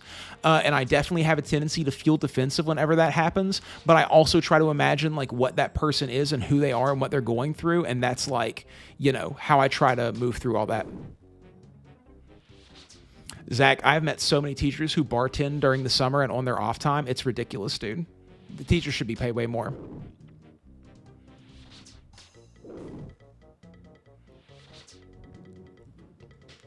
Thanks, Avra. I hope that I haven't put you off with the political talk. I appreciate that. I've sort of stumbled into a mess here, but it's nice to see you, and thanks for coming out. I appreciate you.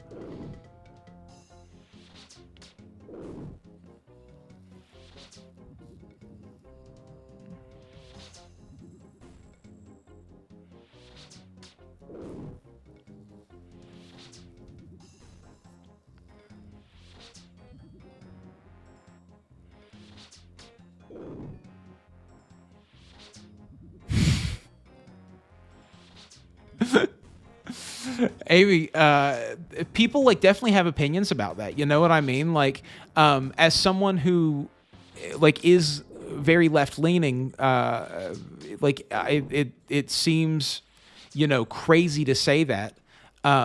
But like a lot of people feel that way. You know, it's like like there is no fact like in the argument here. It's just like an opinion based like thing. And like if you hear people say that they think that they went too far left, I think it's important to try to understand why people feel that way, even if you don't agree with it.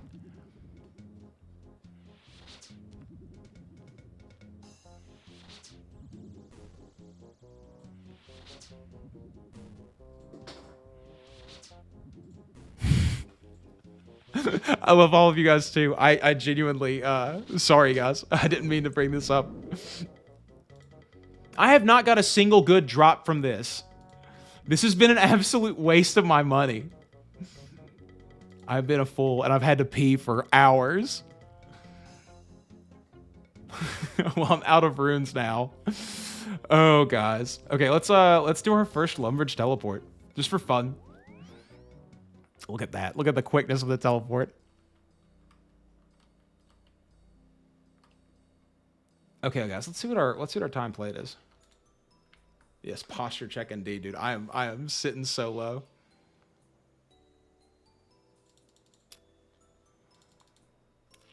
And Amy, I think that's true about both sides. You know what I mean? Like in general, like I think that it goes both ways. Like the rhetoric that we've been, like I said, I was a member of the left for like the hard left for a super long time, and like I see that it kind of goes in both ways. You know what I mean? That's why I sort of unsubscribed from all of it at some point. 20 hours. That's not bad for how far we've made it so far. Like 20 hours, that's kind of nothing, you know?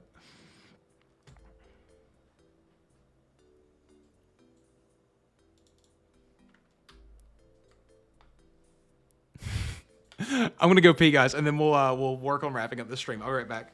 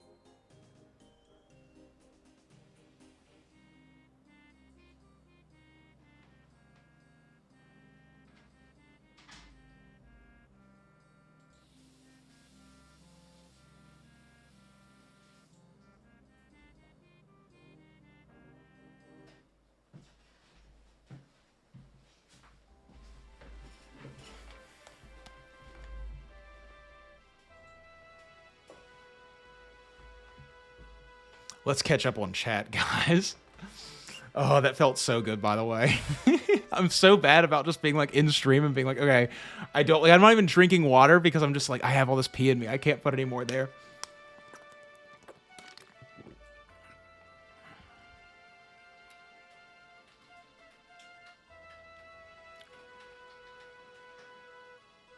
Could you guys hear me peeing? I don't like that Tiff said that people could hear me peeing, but I guess whatever.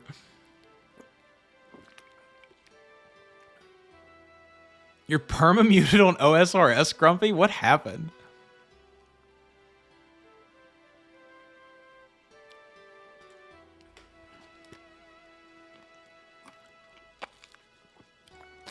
All right, guys.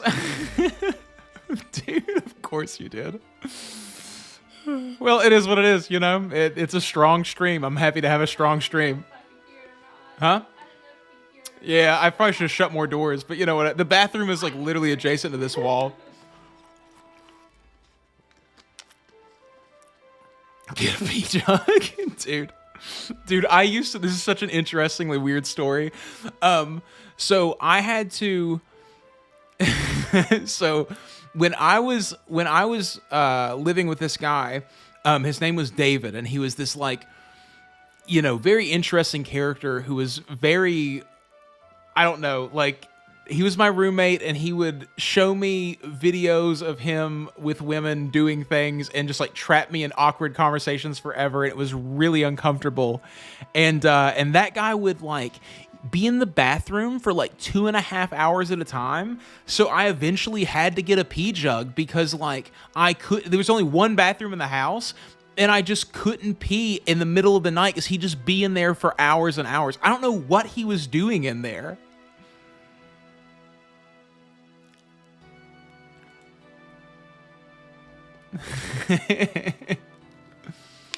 Thanks, Mario. I appreciate that, dude.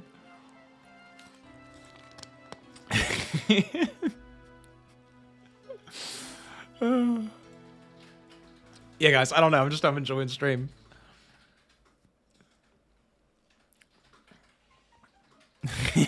Dude, he was like, I mean, I don't think he was on meth. He was a hugely like jacked black dude. Like, he was this really interesting character. He would always tell me about how like he could get with like any white girl because all white girls like were just like, they had never been with a black guy and they wanted, it was just such an odd thing, dude. I don't know. It's such a, like, I mean, he would trap me for like 3.5 hours and talk to me about things. It was so odd. It's going pretty good, Corey. I will admit it, Amy. It's going pretty good. Actually, Amy, I'm sorry. I just realized I can't do that react to the music video because I will get copyright striked from it. They will demonetize me over it. I can't react to music, to copyrighted music. That's the one thing that they like very easily can get me on. Corey, so far I have 35 magic and I haven't done any other combat stats yet. I'm probably going to end stream before too long.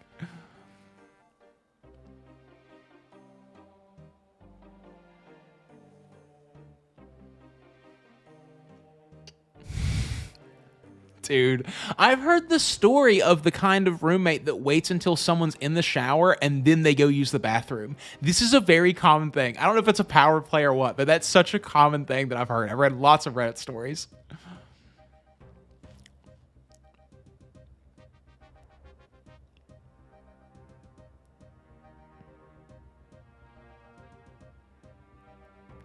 Yeah, dude, it seems very obvious. Like, who else are you trying to be? Mario.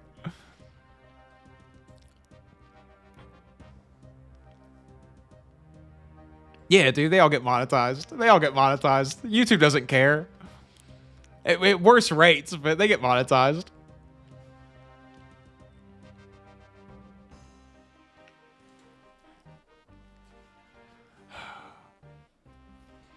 I actually, like, I have reacted to quite a few finance videos, and I do have some, like, weird opinions about finance. Like, it's such a complicated issue, and I've like, talked about it before. Like, the idea of, like, inflation and all these issues, like, it's so hard to actually figure out a solution to the problem, and I've thought it through as much as I could, and I can't see a solution.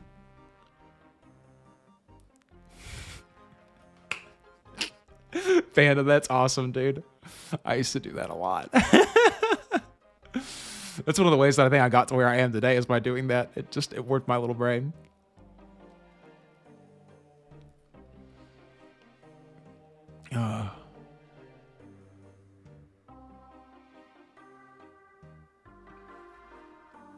Well, guys, I think we're kind of getting through there. I think we're just about done with the stream. I appreciate everyone coming out. Like, it was a really good time. I'm sorry that we talked about politics. I mean, it's gonna happen. Like, there's no way for it to not happen. We're in an election right now. Like we're all just being absolutely bombarded with all of this. So, like, you know, thank you, Gangplank. I appreciate that. So, like, you know, it's gonna come up. I want what's best for all of you, and I have no idea what that is. So, like, you guys all have to decide that for yourselves, and, like, you shouldn't really listen to me and what I think about things or what other people think about things. I mean, any more than, like, you should let it into your brain and sort of think about it and see how you feel about it, and then check with yourself and do all that. You know, it is what it is. Like, we're all just living in this world, and we're all just being, I mean, you have to think too, we're being ramped up right now because they want us to come through with it.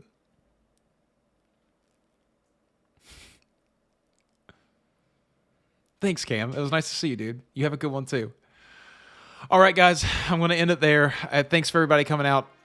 I appreciate all of you, and I'll see you guys again soon. Probably like Thursday or something, like around the same time, 6 o'clock or something like that. I'll probably stream, and I'll probably do combats, and we'll get those up as well. And then we have 35 magic. We at least have 8K now. That's enough to finish Dragon Slayer, so it's cool.